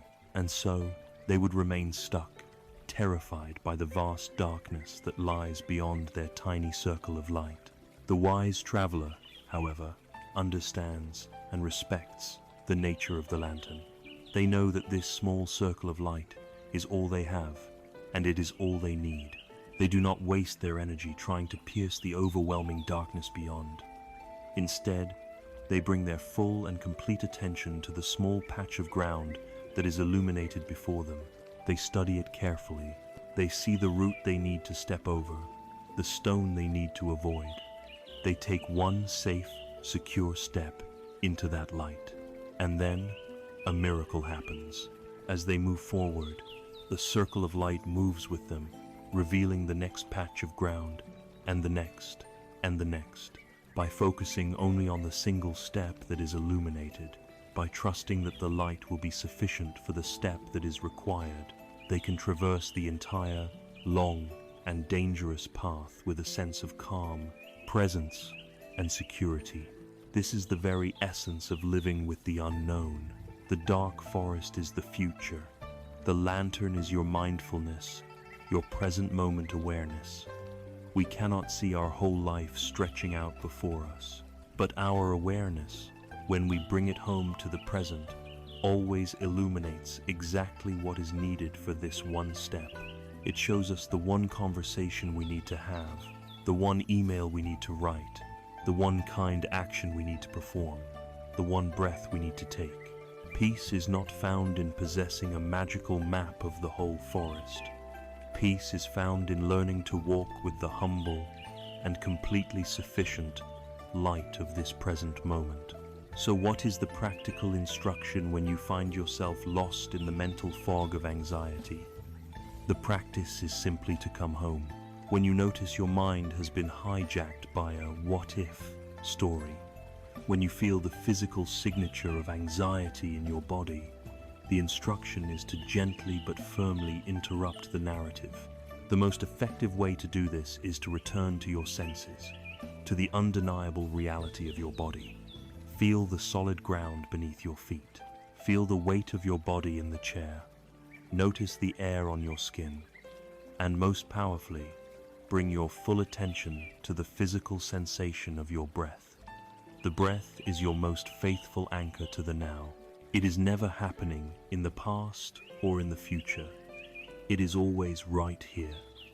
Take one conscious breath in and one conscious breath out. Feel the rising and the falling. This is not about suppressing or fighting the anxiety. It is simply about shifting the spotlight of your attention from the scary story in your head to the simple, solid reality of your embodied experience. Each time you do this, you are like the traveler in the dark, choosing to look at the illuminated ground at your feet rather than staring into the terrifying darkness ahead. Each time you return to the breath, you weaken the neurological pathways of worry and you strengthen the muscle of present. The future is a concept, a dream. The past is a memory, an echo. Life itself, the only place we can ever feel, learn, heal, or act, is now. We learn to let the future take care of itself by taking exquisite care of this present moment. We trust that if we take this one step wisely, the next step will be revealed. This is all that has ever been required of us. Having explored how we relate to the great immaterial burdensome past, our future, the opinions of others sway now turn our attention from the intangible to the tangible. We will investigate our complex and often fraught relationship with the things we can physically touch, the things we accumulate and store, and the profound promise of happiness the material world seems to offer. We have journeyed through the great immaterial landscapes of our minds, learning to release our grip on the future, on the opinions of others, and on the ghosts of the past. Now, we turn our attention to the world we can see and touch, the solid, tangible world of things. We live in a civilization built upon a single, powerful promise that happiness, contentment, and a meaningful identity can be purchased. The advertisements we see, the culture we inhabit, the very structure of our economy, all whisper the same seductive message. The right car will make you free. The right watch will make you important. The right phone will make you connected. The right house will make you safe and happy. We are taught to believe that the emptiness we sometimes feel inside can be filled by an acquisition from the outside. This section is a deep investigation into this promise. It is an exploration of our complex and often painful relationship with materialism. and a guide to discovering a form of wealth that can never be bought, sold, or devalued, the inexhaustible treasure of a contented mind. Let us begin by acknowledging the powerful appeal of the material world. There is nothing inherently wrong with enjoying physical comfort or appreciating beautiful objects. A comfortable home, nourishing food, and useful tools can be supports for a good life. The problem does not lie in the things themselves. The problem lies in our belief drilled into us from birth, that these things are the ultimate source of lasting happiness. This belief is the fuel for a psychological mechanism known to researchers as the hedonic treadmill. The process is simple and familiar to us all. We fixate on a desire for a particular object or experience. We believe that obtaining it will finally satisfy our inner restlessness. We work hard, we save, we strive, and finally, we acquire it. In that moment, there is a genuine spike of pleasure, a feeling of excitement and satisfaction. But then, something insidious happens. The pleasure begins to fade far more quickly than we expected. The new car becomes just the car. The new phone, once a marvel, becomes a mundane utility. This new level of possession becomes our new baseline, our new normal, and the hungry mind, finding itself once again in a state of subtle dissatisfaction, immediately latches onto a new object of desire. We are running faster and faster on a treadmill, and yet we remain in the exact same emotional place. This is a perfect, modern illustration of the Buddhist concept of dukkha, the suffering born from endless craving. The more we get, the more we want. The finish line of contentment is a mirage that constantly recedes as we approach it. This cycle guarantees a life of perpetual striving and an underlying hum of not enough, no matter how much we manage to accumulate. A timeless story captures the heart of this delusion, contrasting the poverty of a king with the wealth of a sage. There was once a great and powerful king who ruled over a vast and prosperous land. He had everything a person could possibly desire: multiple palaces filled with treasures, armies to protect him, the finest silks to wear, the most exotic foods to eat, and scores of attendants to cater to his every whim. Yet, in the quiet hours of the night, he was tormented by anxiety and a profound sense of emptiness. He could not sleep. His vast wealth brought him no peace. He heard whispers of a wise old monk who lived a simple life in a nearby forest and who was said to possess a deep and unshakable contentment. Driven by a mix of curiosity and desperation, the king, adorned in his finest jewels and robes, went to visit him. He found the monk sitting peacefully at the mouth of a small cave. The monk's only possessions were the simple, patched robe on his body, a wooden bowl for his food, and a walking stick. The king, bewildered by the stark simplicity, asked, "Venerable sir, I am a king. I possess everything a man could dream of, and yet my mind is a storm of misery. You possess nothing, and yet you seem to radiate a peace that I cannot comprehend. What is your secret? What treasure do you possess that is greater than all of mine?" The monk smiled, his eyes filled with a gentle compassion. He replied, "Your Majesty, you and I are both seeking the same thing, happiness, but we are looking in opposite directions. You believe your happiness depends on acquiring more things, on adding to your vast collection. You live in constant fear of losing what you have. My happiness is found in the fact that I need nothing more than what is already here. Your project is one of addition. My practice is one of subtraction, the subtraction of desire. Your Majesty, your wealth is in your storehouses, and you are its anxious guard. My wealth is in my mind, and it is a treasure that no one can ever take from me." This story reveals the radical alternative to the hedonic treadmill. It is the path of Theodork Trituk, a a classical Buddhist phrase that can be translated as wanting little to no sufficiency. This is not a call for a life of forced, grim austerity or a punishment for enjoying comfort. It is a joyful, liberating practice of training the mind to find its satisfaction within rather than constantly seeking it without. It is the art of conscious consumption and radical appreciation. We can cultivate this inner wealth through simple, mindful practices in our daily lives. One such practice is the purchase pause. When a strong desire to buy something non-essential arises, instead of acting on it instantly, we can make a conscious decision to wait, perhaps for a day or even a week. We simply watch the desire with mindfulness. What does it feel like in the body? What stories is the mind telling about how this object will change our life?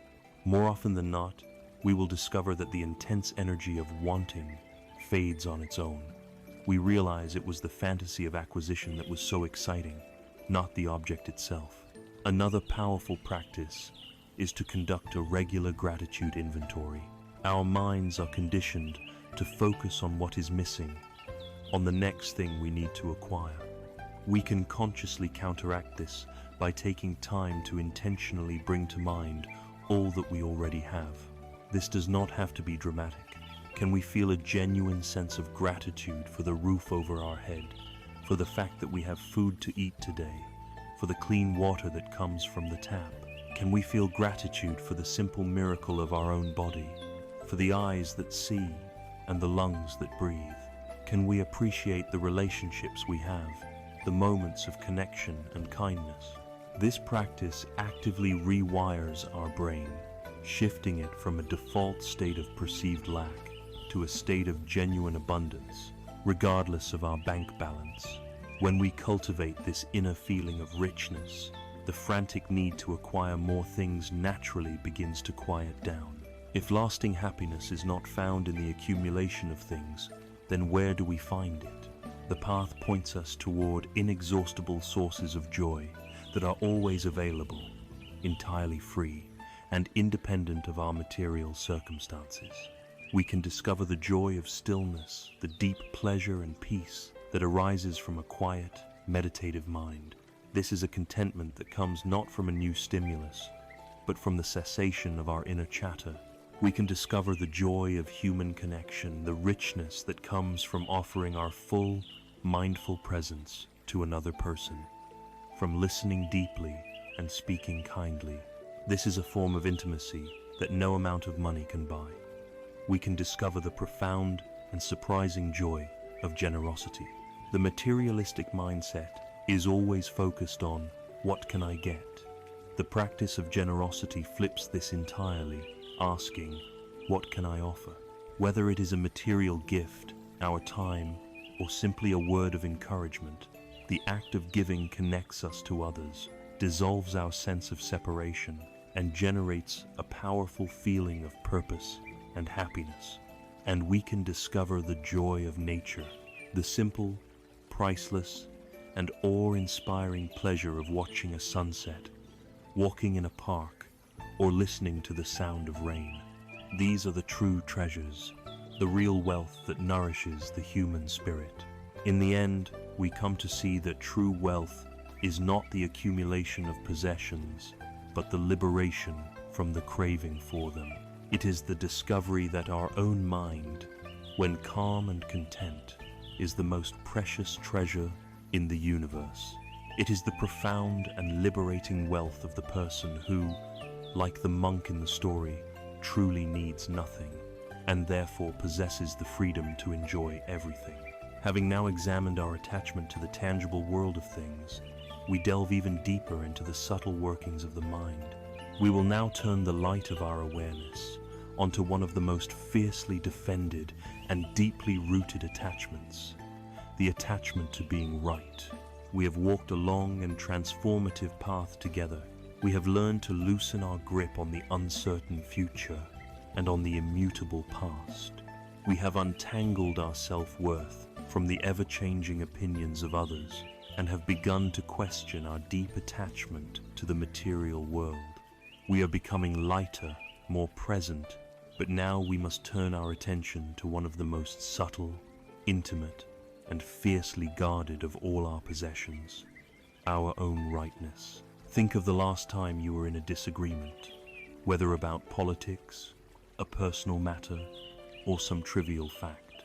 Recall the feeling that arose within you, that hot, righteous fire, that surge of adrenaline, that deep, visceral need to defend your position, to dismantle your opponent's argument, and to prove, beyond any doubt, that your view is the correct one. This powerful drive is more than just a preference.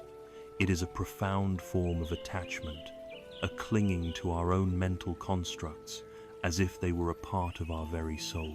This section is a deep dive into the high cost of this attachment and an exploration of the profound peace and wisdom that comes when we learn to value connection over correction and tranquility over triumph. To understand why the need to be right is so powerful, we must see it as a defense mechanism of a fragile ego. As we have explored, the wisdom of anatta reveals that there is no solid, permanent, independent self to be found in our experience. Deep down, on an instinctual level, the ego senses its own groundlessness, its own nature as an empty boat, and this creates a subtle but persistent fear of annihilation. To counteract this fear, we construct a seemingly solid identity, and one of the primary building materials we use is our collection of beliefs, opinions, and views. We fuse our sense of self with our ideas. We are no longer a person having a thought. We are the thought. I am the person who is right about how to raise children. I am the person who understands the economy. I am the person who has the superior taste in music. Our worldview becomes the fortress in which our fragile ego takes shelter. When someone comes along and challenges one of these core beliefs, it does not feel like a polite discussion between two people about an abstract concept. It feels like a cannonball striking the walls of our fortress. We experience it as a direct threat to our survival, a personal attack on our very identity. The body's alarm systems are triggered, the heart rate increases, the muscles tense, and the mind narrows its focus to a single point: defend the fortress at all costs. A truly stable and confident mind, one that is not identified with its own thoughts, has no need for such defenses. It is open, curious, and more interested in what is true and what is kind than in what is right. The fiercer our need to defend our intellectual position, the more it reveals the depth of our own inner insecurity and our mistaken identity as the thoughts we hold. There is no clearer laboratory to observe this painful phenomenon today than the digital battlefield of the internet. Imagine a common, modern parable. A person is scrolling through their social media feed and sees a post or an article expressing an opinion contrary to their own. Immediately, they feel a jolt, a flash of opposition. They dive into the comments section, and their fingers begin to type. Their intention from the very beginning is not to understand, but to dismantle. They are not seeking connection, they are seeking victory. Another person responds, feeling equally attacked, and the battle is joined.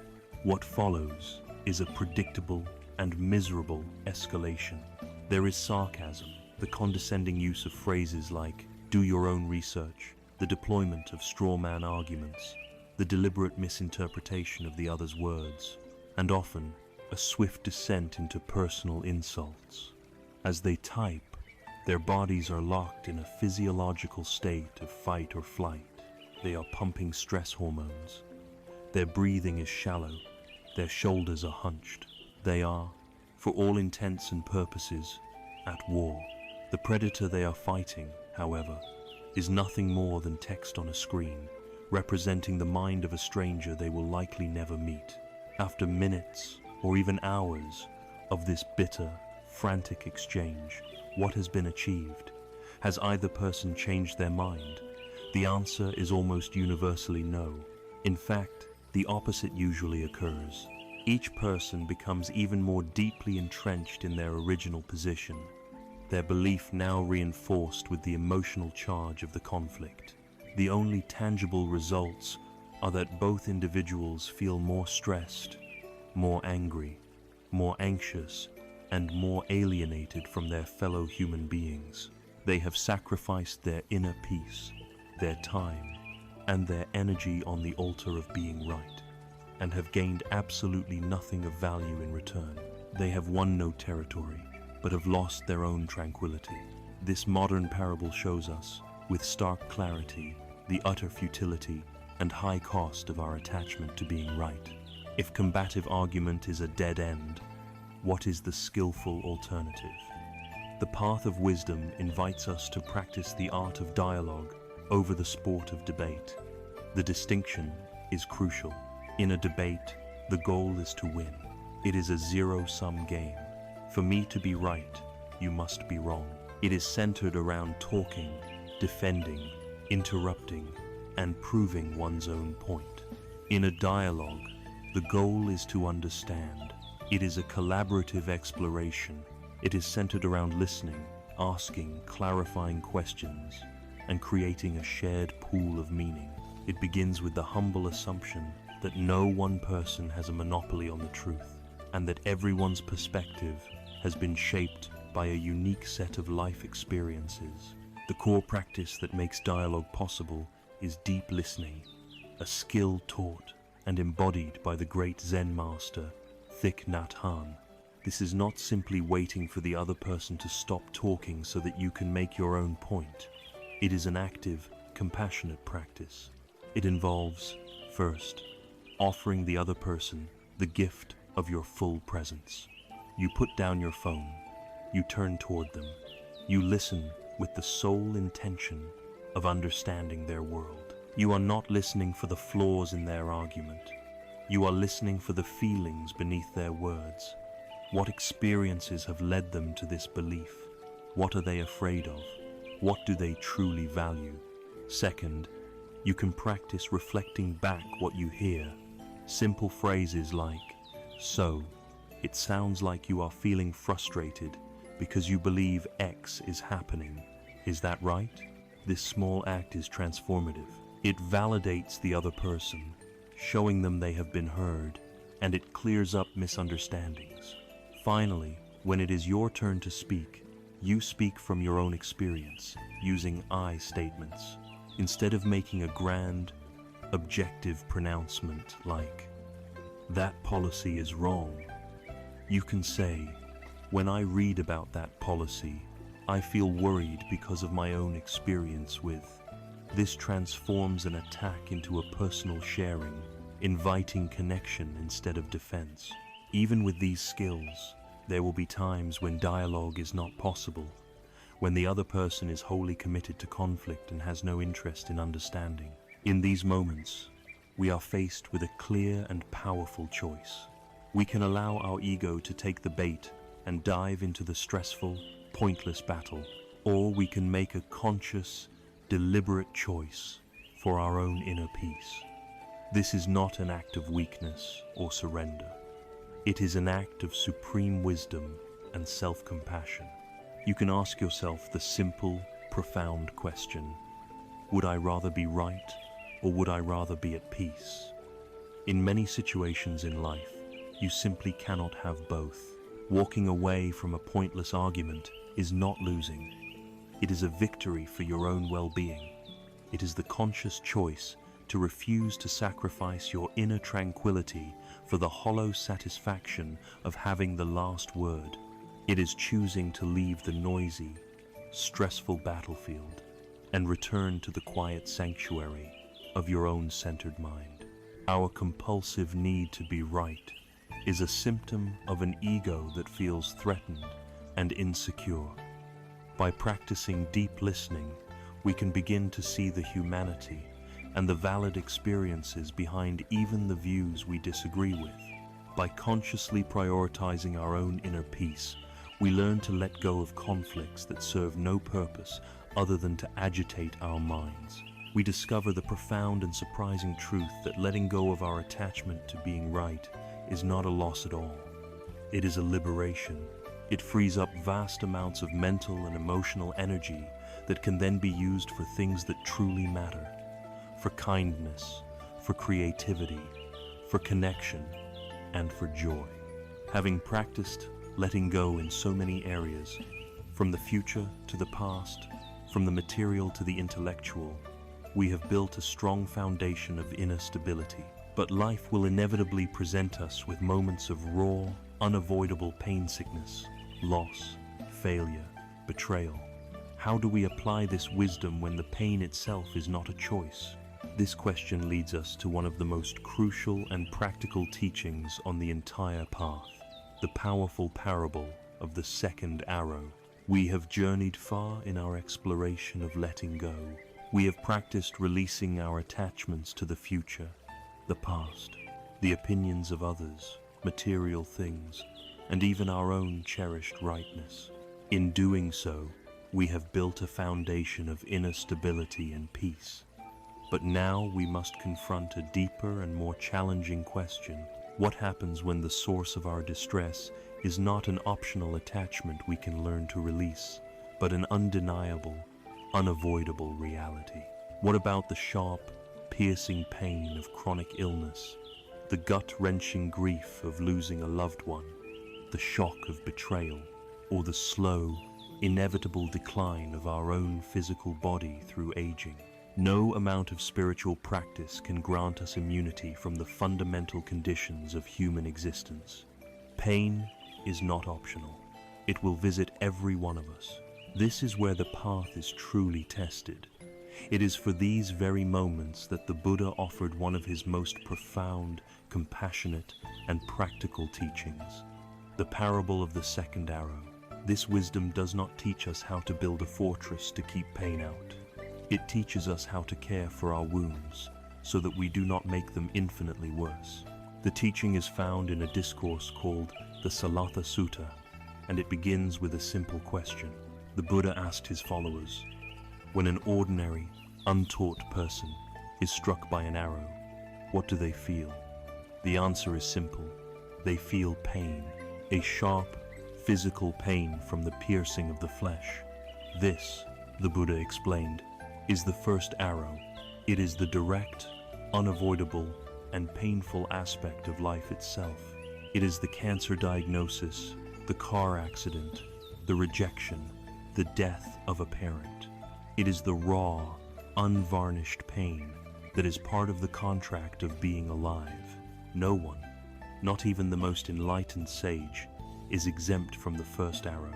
But then, the Buddha asked, what does this ordinary person do next? Overwhelmed by the pain of the first arrow, they immediately begin to worry, to grieve, and to lament. They fall into despair.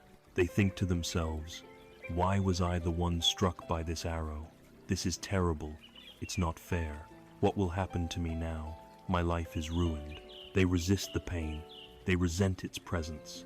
They are terrified of what it means for their future. This entire cascade of mental and emotional reaction, the Buddha said, is like being struck by a second arrow right in the very same spot as the first. So now, this person feels the pain of two arrows. The first is the unavoidable physical or situational pain. The second is the mental and emotional suffering that they have added on top of it. Then, the Buddha presented the alternative. He said, now, when a wise and well-taught person, a student of the path, is struck by a first arrow, what do they feel? They feel pain. They feel the same physical pain of the piercing arrow as the ordinary person. They are not superhuman. Their nerves still work. But here is the crucial difference. They do not blindly and automatically shoot a second arrow into themselves. They do not add the story of resentment. They do not fall into the trap of self-pity. They do not amplify the pain with catastrophic fears about the future. They simply feel the clean, uncomplicated pain of one arrow, not two. The Buddha's great promise was never a life free from the first arrow. That is impossible. The promise of the path is a life free from the self-inflicted wound of the second arrow. This is the very heart of spiritual resilience. To make this teaching practical, we must become experts at identifying the second arrows in our own lives. The first arrow is the event itself. Let us say the first arrow is a sudden, painful injury to your back. The raw, physical sensation of that pain, the sharpness, the ache, the throbies, the first arrow. The second arrows are all the layers of mental suffering we immediately add. The first one is often resistance. This shouldn't be happening. I can't deal with this right now. I need this pain to go away. This mental fighting creates a physical tension in the body that actually contracts around the pain, making it feel even worse. Another second arrow is fear and catastrophizing. What if my back never heals? What if I can't work anymore? What if I end up disabled? The mind creates a terrifying movie about the future, and we suffer from that imagined future right now, in addition to the actual back pain. Another common arrow is self-pity, the why me syndrome. Why does this always happen to me? It's not fair. My friend has a perfect back. This story isolates us, making us feel like a lonely victim in a world that is against us. Then there is the arrow of blame and guilt. We might blame the person we think caused the injury, fueling ourselves with anger. Or we might blame ourselves. I'm so stupid. I shouldn't have lifted that box. I've ruined everything. Now we have added the heavy burden of guilt to the initial pain. And finally, there is the arrow of identification.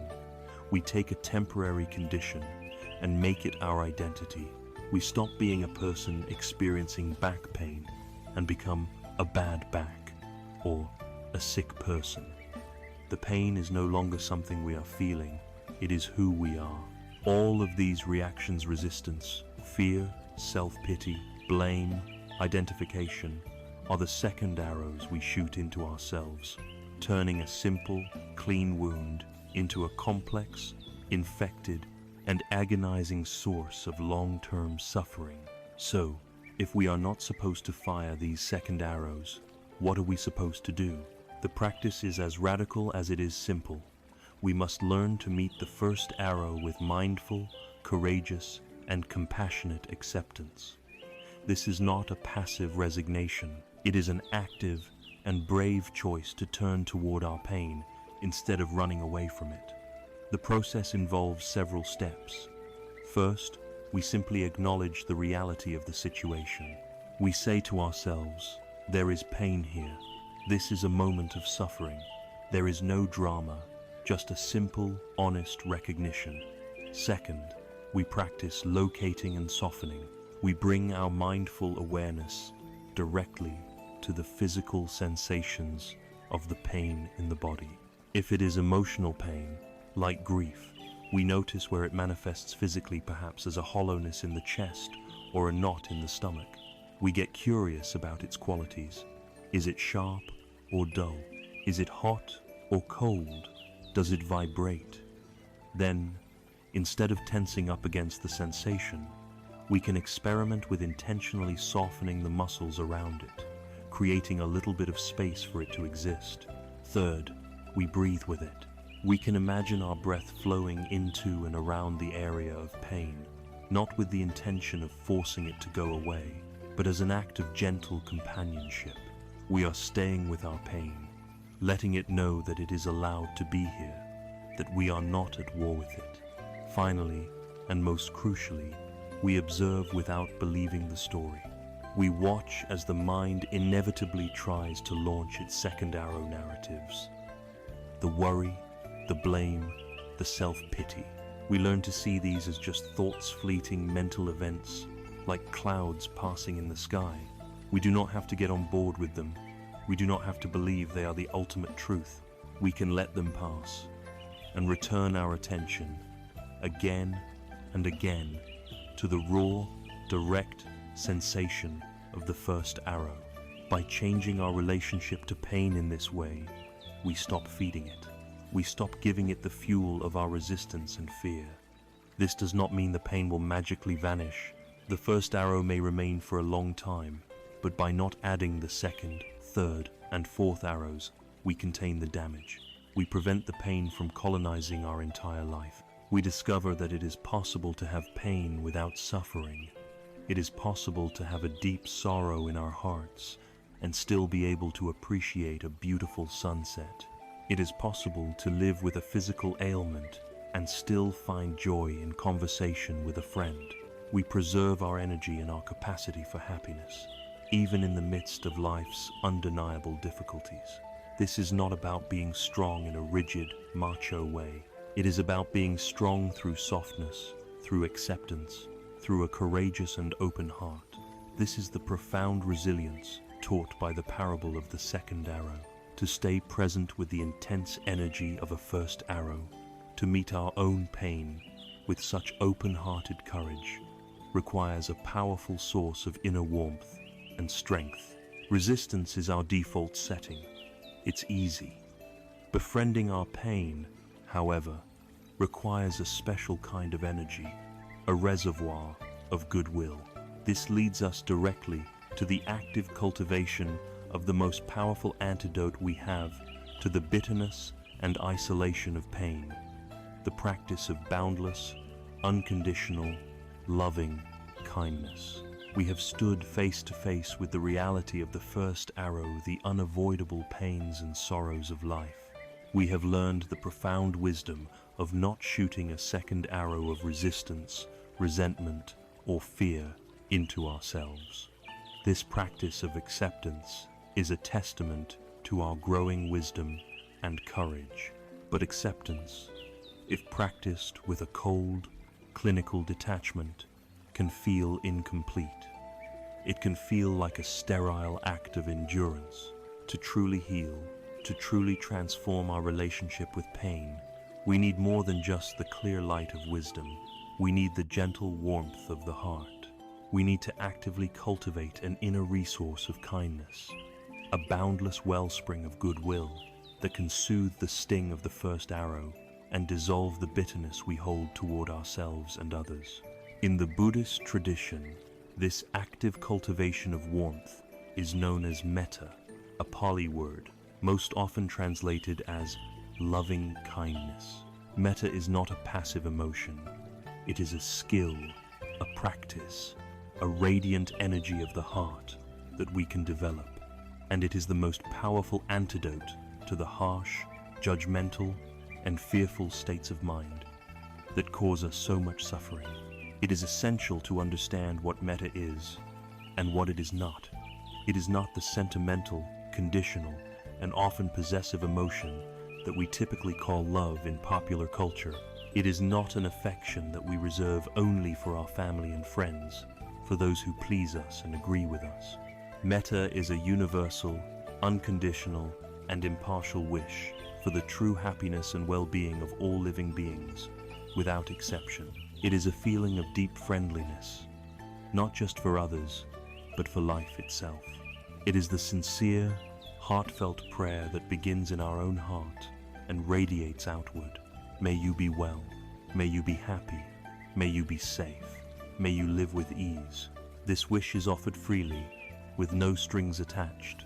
There is no expectation of receiving anything in return. It is a pure gift. This practice is a radical departure from our usual transactional way of relating to the world, which is so often based on, I will be kind to you if you are kind to me. Metta cuts through this contract of reciprocity. It is the heart's rebellion against the fear and separation that governs so much of our lives.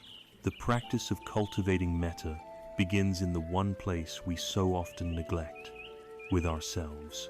For many of us, especially in a culture that prizes achievement and is rife with self-criticism, this is the most difficult and most important step. We may feel that offering kindness to ourselves is selfish, indulgent, or that we simply don't deserve it. We are often our own harshest critic, our own worst enemy. The wisdom of this path teaches a simple, unshakable truth. You cannot pour from an empty cup. Attempting to offer genuine kindness to others from a heart that is filled with self-loathing is inauthentic and utterly unsustainable. It is like trying to warm others while you yourself are freezing. Therefore, the entire practice of metta is built upon the foundation of self-compassion. The training begins by learning to become your own best friend. The practice itself is simple and can be done as a formal meditation. You sit in a quiet, comfortable position. You can place a hand over your heart to foster a sense of warmth and connection with yourself. And then you begin to silently repeat a series of phrases, allowing the intention behind them to gently permeate your being. The classic phrases are, may I be safe, may I be healthy, may I be happy, may I live with ease. Let's explore what these really mean. May I be safe is a wish for protection not just from outer harm, but from the inner harm of your own critical thoughts and judgments. May I be healthy is a wish for the well-being of your body and your mind, a wish for wholeness. May I be happy is not a wish for fleeting pleasure, but for a deep, authentic, and lasting contentment. And may I live with ease is a wish for freedom from the heavy burdens of anxiety, fear, and struggle, allowing you to move through the world with a sense of lightness and grace. When you begin this practice, you may feel nothing, the words may feel mechanical, and the inner critic may even mock the effort. This is perfectly normal. The instruction is to be patient. Treat it like planting a seed in the hard, dry ground of your own heart.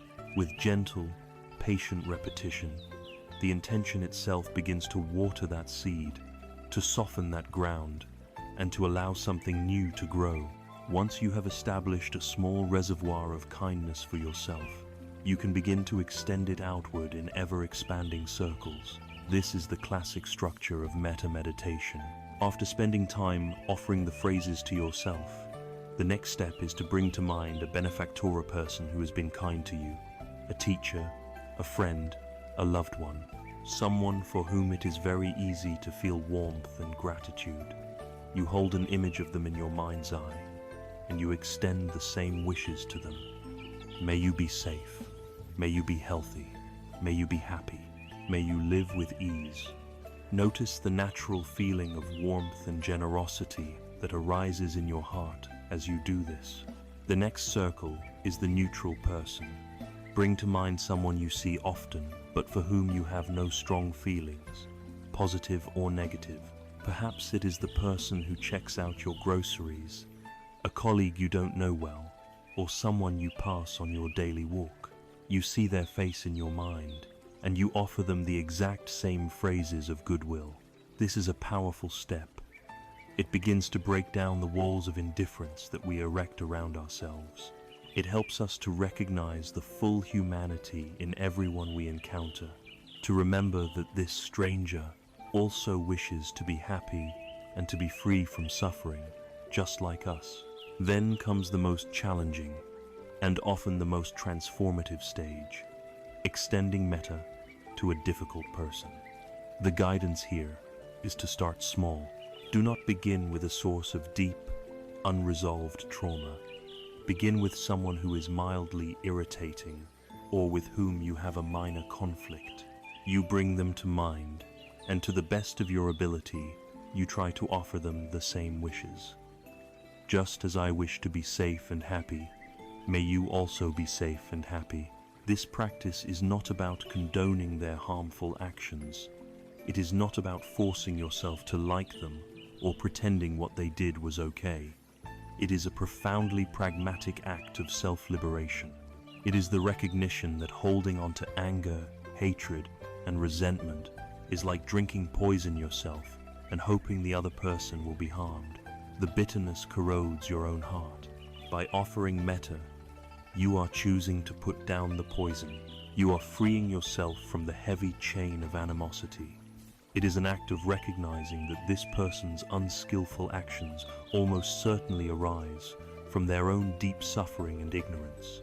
Finally, you expand the circle to include all living beings, everywhere, without exception, radiating this feeling of warm, friendly goodwill in all directions, to all creatures, great and small, lest we think of metta as a weak or sentimental feeling, we should recall the powerful story of Angulimala. Angulimala was a terrifying serial killer who roamed the forests of ancient India, murdering travelers and collecting their fingers, which he wore as a gruesome garland. His name literally means finger garland. He was the embodiment of violence and hatred.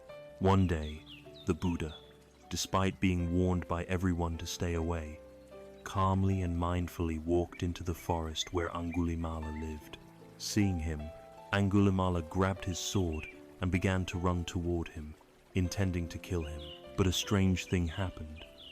Although the Buddha was only walking at a slow, steady pace, Angulimala found he could not catch up to him.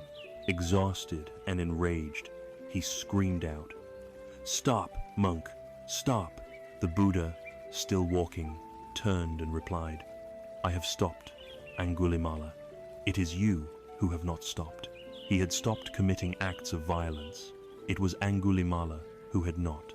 This enigmatic statement, combined with the Buddha's complete and utter lack of fear, and the palpable, radiant field of loving kindness that surrounded him, completely shattered Angulimala's reality. He had only ever been met with terror or violence. To be met with unconditional peace and goodwill was so shocking that it broke through his hardened shell of hatred, leading to his profound and complete transformation. This story teaches us that loving kindness is not a fragile or passive state. It is the most powerful and transformative force in the universe. Metta, then, is the active and intentional application of warmth to a cold and fearful world.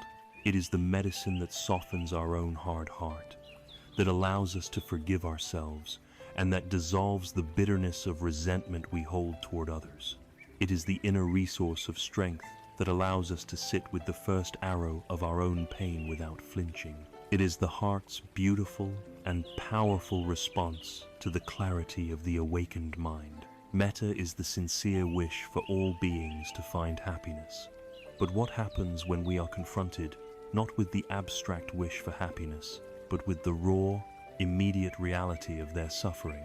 This calls for another, closely related quality of the heart, a quality that moves from a benevolent wish to an active, engaged response. This is the quality of compassion. We have explored the practice of metta, learning to cultivate a heart of boundless, unconditional, loving kindness. We have learned to offer the sincere wish for all beings, including ourselves, to be happy, safe, and free from harm. This practice is like tending to a garden, creating a warm, nourishing inner environment where wholesome qualities can grow. But what happens when we look up from our garden and see that a neighbor's house is on fire? What is the heart's response when it is confronted not with an abstract wish for future happiness, but with the raw, immediate, and undeniable reality of another's suffering? A simple wish for them to be happy suddenly feels insufficient. At this moment, the heart of loving kindness naturally evolves into its active and engaged sibling. This is the quality of karuna, a word that translates as compassion. If metta is the gentle sunshine of goodwill, karuna is the heart's tremor in the face of pain, a deep and visceral response that is coupled with the powerful aspiration to see that suffering relieved. It is the point where our benevolent wish transforms into a courageous readiness to share the burden of pain.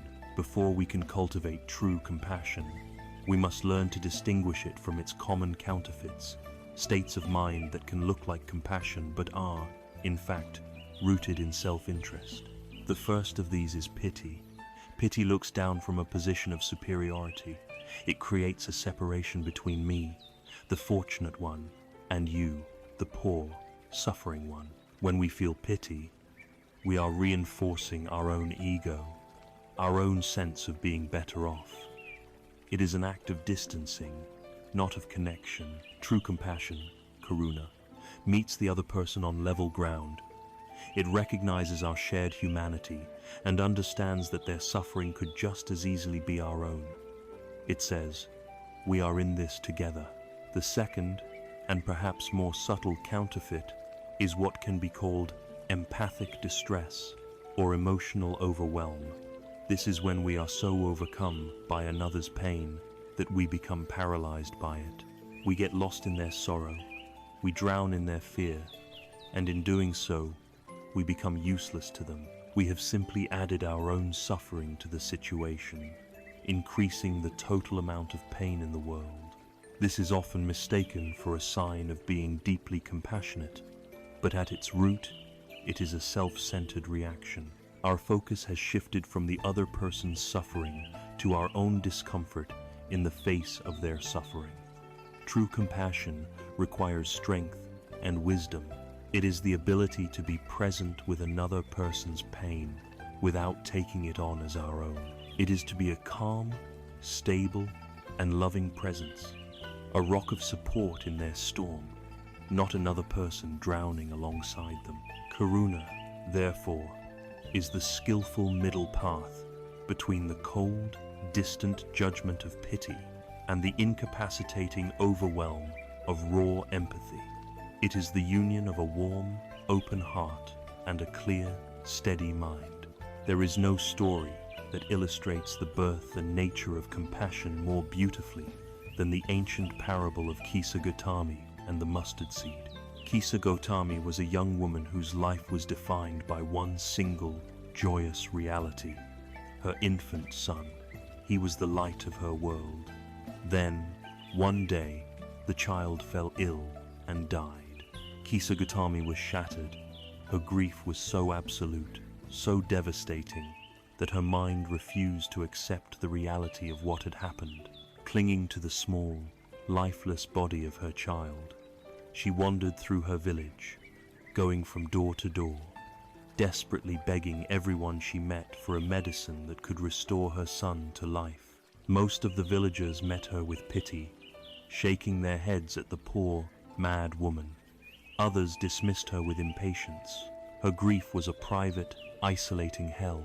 Finally, a wise old man, seeing her profound distress, treated her with respect. He said, "I do not have the medicine you seek, but I know a physician who does. Go to the Buddha." Filled with a sliver of frantic hope, Kisa Gotami ran to the Buddha and laid her child at his feet, pleading with him for the miracle cure. The Buddha looked at her not with pity, but with an ocean of deep compassion. He did not dismiss her delusion. He met her where she was. He said to her, "You have done well to come to me. I can make the medicine you seek. But to do so, I require one special ingredient." Hope surged in her heart. "What is it?" she asked. "I will find it." The Buddha replied, "I need only a single, tiny mustard seed. But," he added, "there is one condition. The mustard seed must be taken from a house where no one and no parent, no child, no spouse, no Savanthas ever died." Certain that this would be an easy task, Kisa Gotami began her search immediately. She went to the first house in the village. "The Buddha has sent me," she said. "I need a mustard seed to make a medicine to cure my son." The woman of the house, happy to help, said, "Of course, we have plenty. Take what you need." As the woman went to get the seeds, Kisa Gotami asked her vital question, "My friend, has anyone in this house ever died?" The woman's face fell. "Oh, lady," she said softly, "do not remind me of our deepest sorrow. We lost our beloved father just last year." With a heavy heart, Kisa Gotami refused the seed and went to the next house. Here too, the people were kind, but the answer was the same. "We can give you all the mustard seeds you want, but our youngest child died just a few months ago." She went to a third house, and a fourth, and on through the entire village. In every single home, she was met with stories of loss. "The living are few," they told her, "but the dead are many." As the sun began to set, something profound shifted within Kisa Gotami. Her frantic, desperate, personal quest had transformed. In every doorway, she had been met not with a mustard seed, but with a reflection of her own sorrow. She saw that the arrow of grief that had pierced her heart was an arrow that had pierced every heart. Her pain was not a unique punishment. It was the shared, universal inheritance of being human. The tight, suffocating knot of her private grief began to dissolve into a vast, open ocean of shared human experience. Her heart, once broken with personal loss, now broke open with a boundless compassion for all beings who must endure the pain of separation. She was no longer just a grieving mother. She was a human being, connected by an invisible thread of empathy to every other person. She returned to the Buddha empty-handed. He asked her, "Have you brought the mustard seed?" She looked at him, her eyes now clear and filled with a deep, sober wisdom. "The work of the mustard seed is done," she replied. "I understand." She had found the medicine, and it was not for her son, it was for herself. The medicine was compassion. Kisa Gotami's journey shows us the liberating power of karuna. Our own suffering, when we are lost in it, creates a small, dark prison of self-obsession. Our world shrinks down to the size of our own pain. Compassion is the key that unlocks the prison door. When we genuinely turn our attention toward the suffering of another, our own problems are placed in a larger, more spacious context. Our perspective expands, and we realize we are not alone. This connection itself is healing. Compassion also gives our lives a profound sense of meaning and purpose. To know that you can ease the burden of another being, even in a small way by offering a listening ear, a helping hand, a moment of presences, a powerful antidote to the feelings of helplessness and despair that can accompany our own pain. And finally, compassion is the ultimate solvent for judgment and blame. When we look at another person's unskillful actions, their anger, their greed, their ignorance through the lens of compassion, we begin to see these not as character flaws to be condemned, but as symptoms of their own deep suffering. The desire to punish is replaced by the aspiration to help. Karuna, then, is the heart's active and trembling response to the reality of pain in the world. It is the embodied understanding that your suffering is intimately connected to my suffering. It is not a heavy burden to be carried, but a golden gateway to our own liberation from the narrow and lonely prison of the self. Through compassion, we discover that the poison of pain, when met with a kind and open heart, can be transformed into the medicine of profound connection. We have now cultivated the benevolent warmth of loving kindness, metta, and the engaged, connected heart of compassion, karuna. These are powerful, active, and essential qualities. But to be truly wise and sustainable, they must be held in balance by another crucial quality of the heartone of wisdom, stability, and profound balance. Without this balancing factor, our compassion can lead to burnout, and our loving kindness can become misdirected. We must now explore the calm, steady, and spacious heart of equanimity.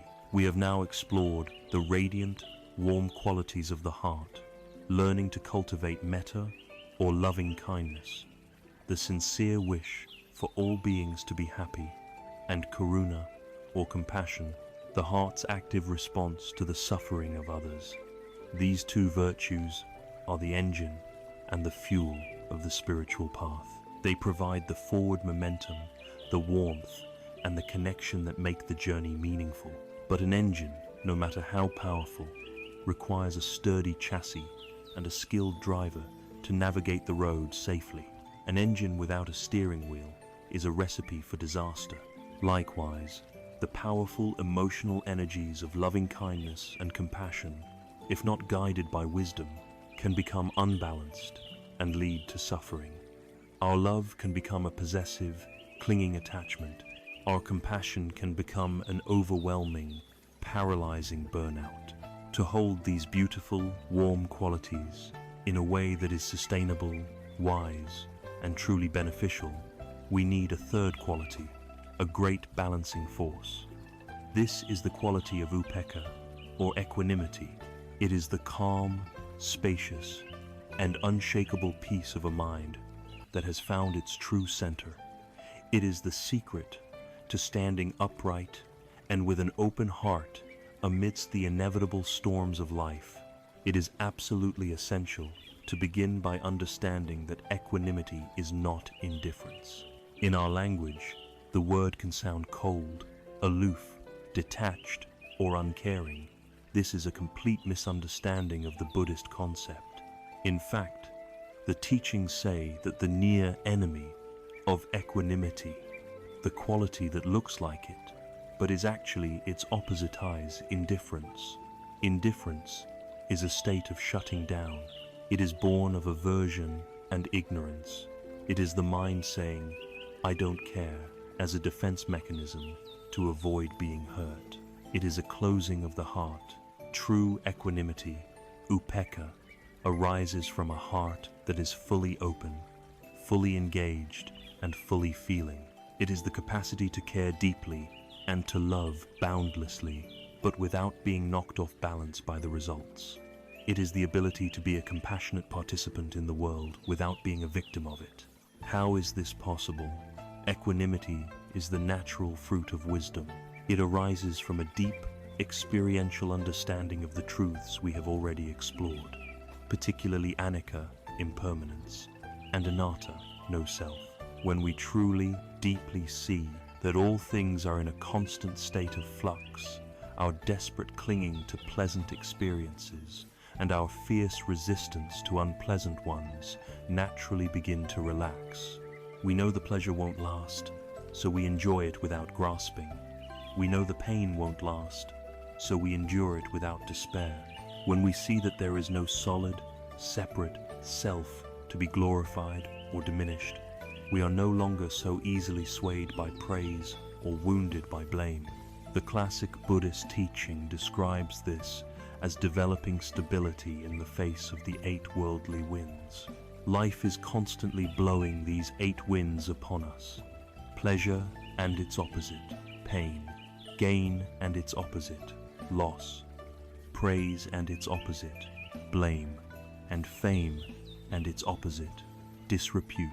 An ordinary mind, identified with its ego, is like a single leaf, tossed helplessly about by every gust. The mind cultivated in equanimity is like a great, ancient mountain. The mountain feels the warmth of the sun and the bite of the wind. It feels the gentle breeze and the raging storm. But it is not uprooted. It is not shaken. It remains stable, grounded, and vast, allowing all weather to simply pass across its surface. There is a simple and profound Taoist story that perfectly illustrates the practical wisdom of equanimity. It is the parable of the old farmer and his horse. An old farmer who lived in a poor village had only one horse for working his fields. One day, the horse ran away. All of his neighbors came to his house to console him. "Oh, what terrible luck," they said. "Your only horse is gone. How will you ever manage?" The old farmer simply looked at them and replied, "Good luck, bad luck, who knows?" A few days later, his horse returned, and it was not alone. It had brought with it a magnificent herd of wild horses from the mountains. The neighbors, hearing the news, rushed back to the farmer's house, this time to celebrate. "What incredible luck," they exclaimed. "Now you are a wealthy man," the farmer quietly replied. "Good luck, bad luck, who knows?" The very next day, the farmer's only son was trying to tame one of the wild horses when he was thrown from its back and violently broke his leg. The neighbors came once again, their faces filled with pity. "How awful," they lamented. "Your son, your only help, is now crippled. This is truly the worst of luck." The farmer, looking at his son's injury, just said, "Good luck, bad luck, who knows?" A week later, the emperor's army marched into the village. A brutal war had broken out, and they were conscripting every single able-bodied young man to be sent to the front lines, a battle from which very few were expected to return. Because the farmer's son had a broken leg, he was passed over. This story reveals the folly of our mind's constant rush to judgment. We are so quick to label events as good or bad, a triumph or a disaster, based on our incredibly limited, short-term perspective. We cannot see the vast, intricate web of cause and effect in which every event is just a single thread. Equanimity is the wisdom of who knows. It is the practice of pausing before we attach a definitive story of victory or defeat to the unfolding events of our lives. It is a deep and abiding trust in the process, a willingness to allow the story to unfold without needing to narrate it in real time. It is the peace that comes from resting in uncertainty. How then do we actively cultivate this unshakable quality? The primary training ground is the same one we have used before, our own direct experience, observed through mindfulness. We can practice by watching the arising and passing of feelings as we sit in meditation or as we go about our day. We can pay close attention to the constant flow of pleasant, unpleasant, and neutral feelings that wash through our system. The conventional habit of the mind is to immediately grasp at the pleasant ones, trying to hold on to them, and to immediately push away the unpleasant ones, trying to get rid of them. The practice of equanimity is to simply notice them all with a balanced and spacious attention. We see a pleasant feeling arise, we note it as pleasant, and we watch it pass away without clinging. We see an unpleasant feeling arise, we note it as unpleasant, and we watch it pass away without aversion. We see them all as simply weather patterns, clouds of varying shades, moving through the vast, open sky of our awareness. This practice directly undermines the root habits of grasping and resisting that are the cause of our suffering. We can also practice equanimity by observing the natural bias in our hearts. We may feel immense loving kindness for our own child, but indifference toward a stranger's child. We may feel deep compassion for the suffering of our friends, but annoyance at the suffering of our enemies. The practice of equanimity involves consciously working to extend our goodwill and compassion more universally. We can use reflective phrases in our meditation, such as, "All beings are the owners of their karma. Their happiness and their suffering arise from their own actions, not from my wishes for them. May I help where I can, with wisdom and non-interference." This kind of reflection fosters a compassionate engagement with the world, while protecting us from the burnout that comes from feeling responsible for controlling the outcomes of everyone's life. It is the wisdom that balances the heart. Loving kindness without equanimity can become possessive attachment. Compassion without equanimity can become overwhelming grief. Equanimity is the steady, wise ground that allows our love and compassion to be boundless, effective, and sustainable. To cultivate equanimity is to become like the mountain. This does not mean we become cold and unfeeling stone. We remain alive, present, and intimately connected to the world around us. We feel the warmth of the sun, which is like pleasure and praise. We feel the bite of the cold wind, which is like pain and blame. We feel the rain fall upon us, which is like sadness and loss. We experience it all, but our core being, our center of gravity, is not disturbed. We remain vast, stable, and grounded in a peace that does not depend on the weather. This is the profound strength of upekkha. It is the quiet heart of wisdom, the calm, unmoving center in the spinning wheel of life.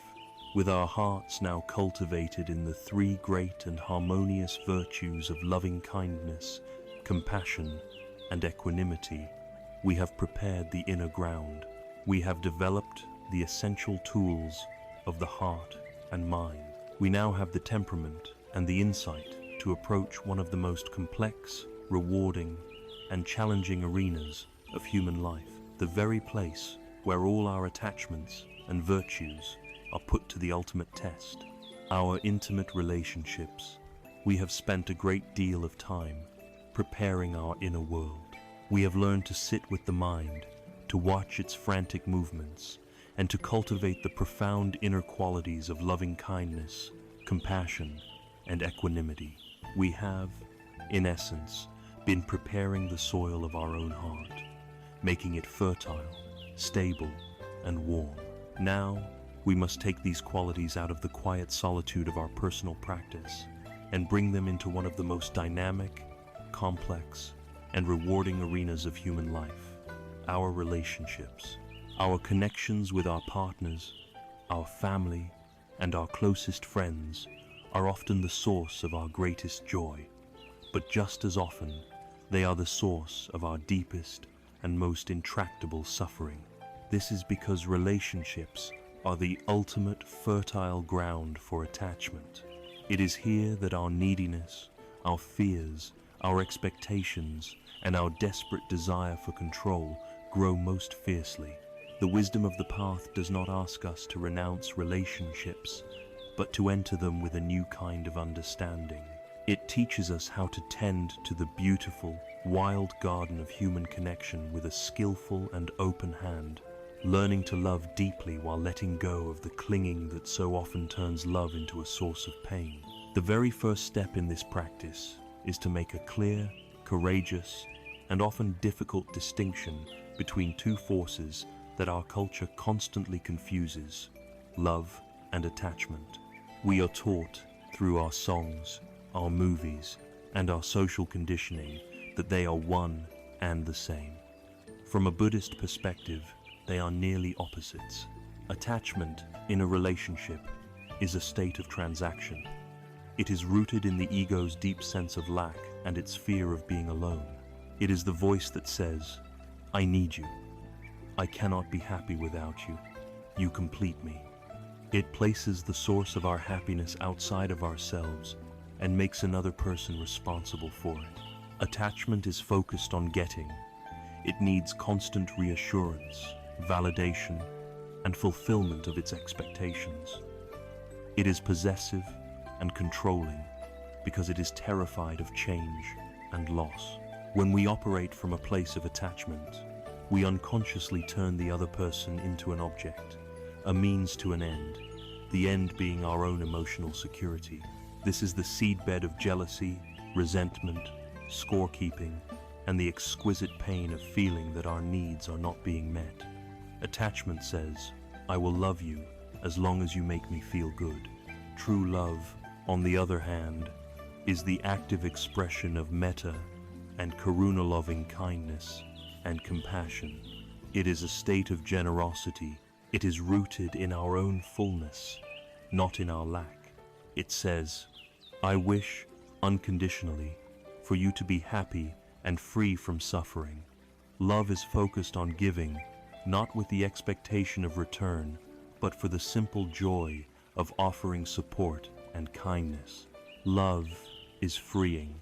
It trusts the other person and honors them as a complete, sovereign being on their own unique journey. It does not seek to control or possess. The ultimate litmus test is this: can you genuinely wish for the other person's happiness, even if that happiness does not include you? Can you want what is best for them, even if it means they change in ways that are inconvenient for you? This is the courageous heart of non-attached love. It is not an indifferent, passionless state.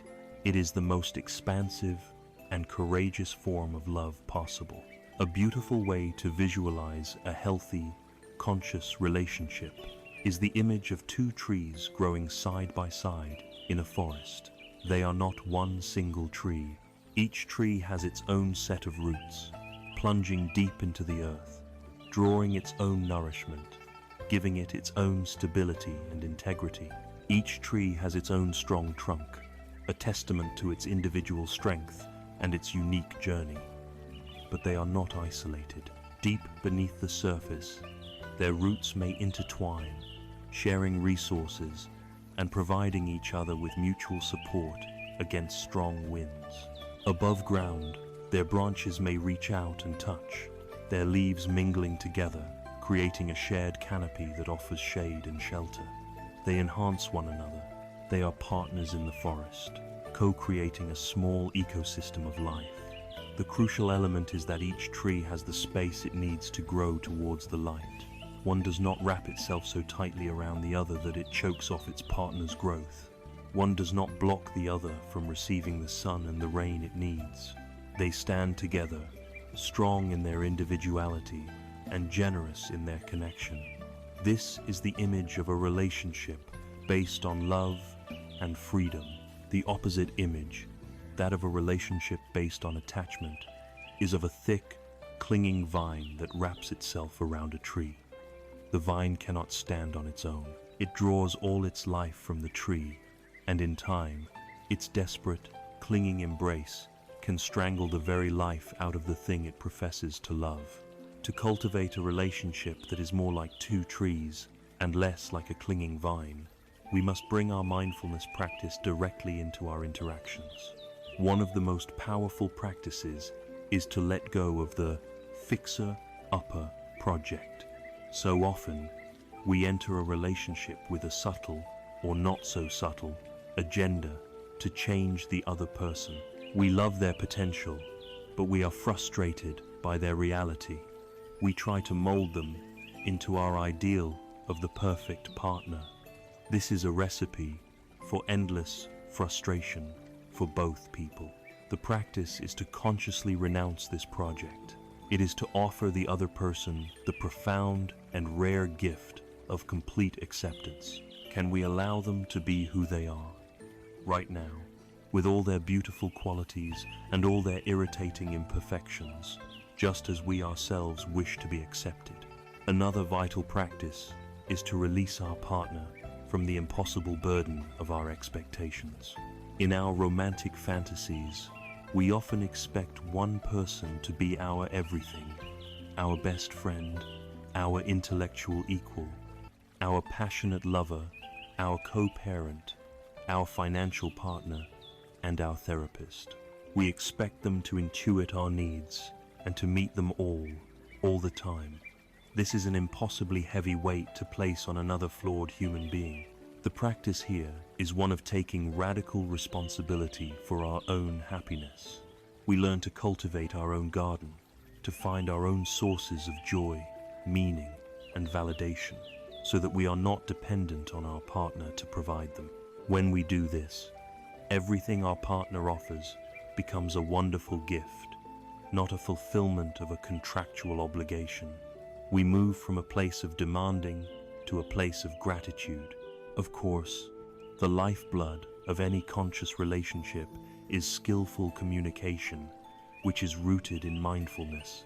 We bring the practice of deep listening into our conversations, setting aside our own agenda to truly hear and understand our partner's inner world, their joys and their suffering. And we practice compassionate speech, learning to express our own needs, boundaries, and pains with a language that is truthful but also kind, a language designed to build bridges, not walls. And finally, we must learn to embrace anicca, impermanence, within the relationship itself. People change, circumstances change. The fiery, passionate energy of a relationship's beginning will inevitably evolve and mature into something different. To fight this change, to cling to a memory of what the relationship used to be, is to cause ourselves endless pain.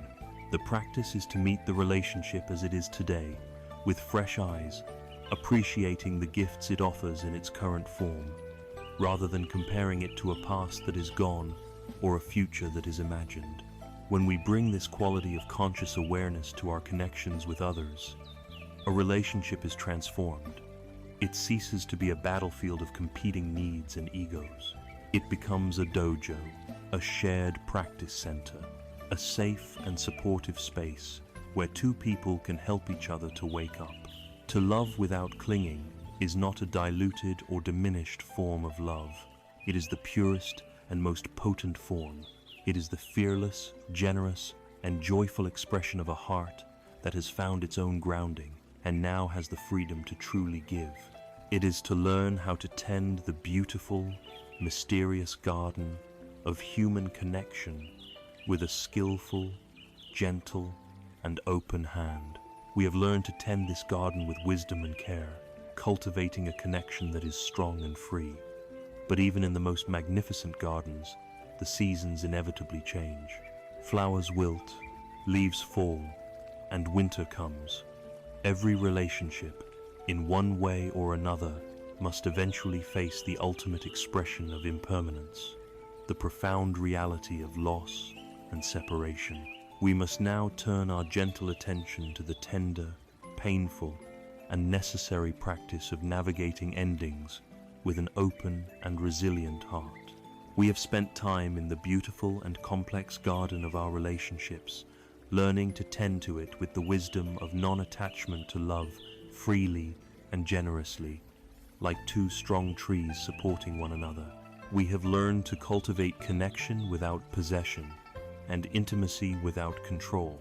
But even in the most magnificent and well-tended gardens, the law of anicca, of impermanence, holds its gentle, unyielding sway.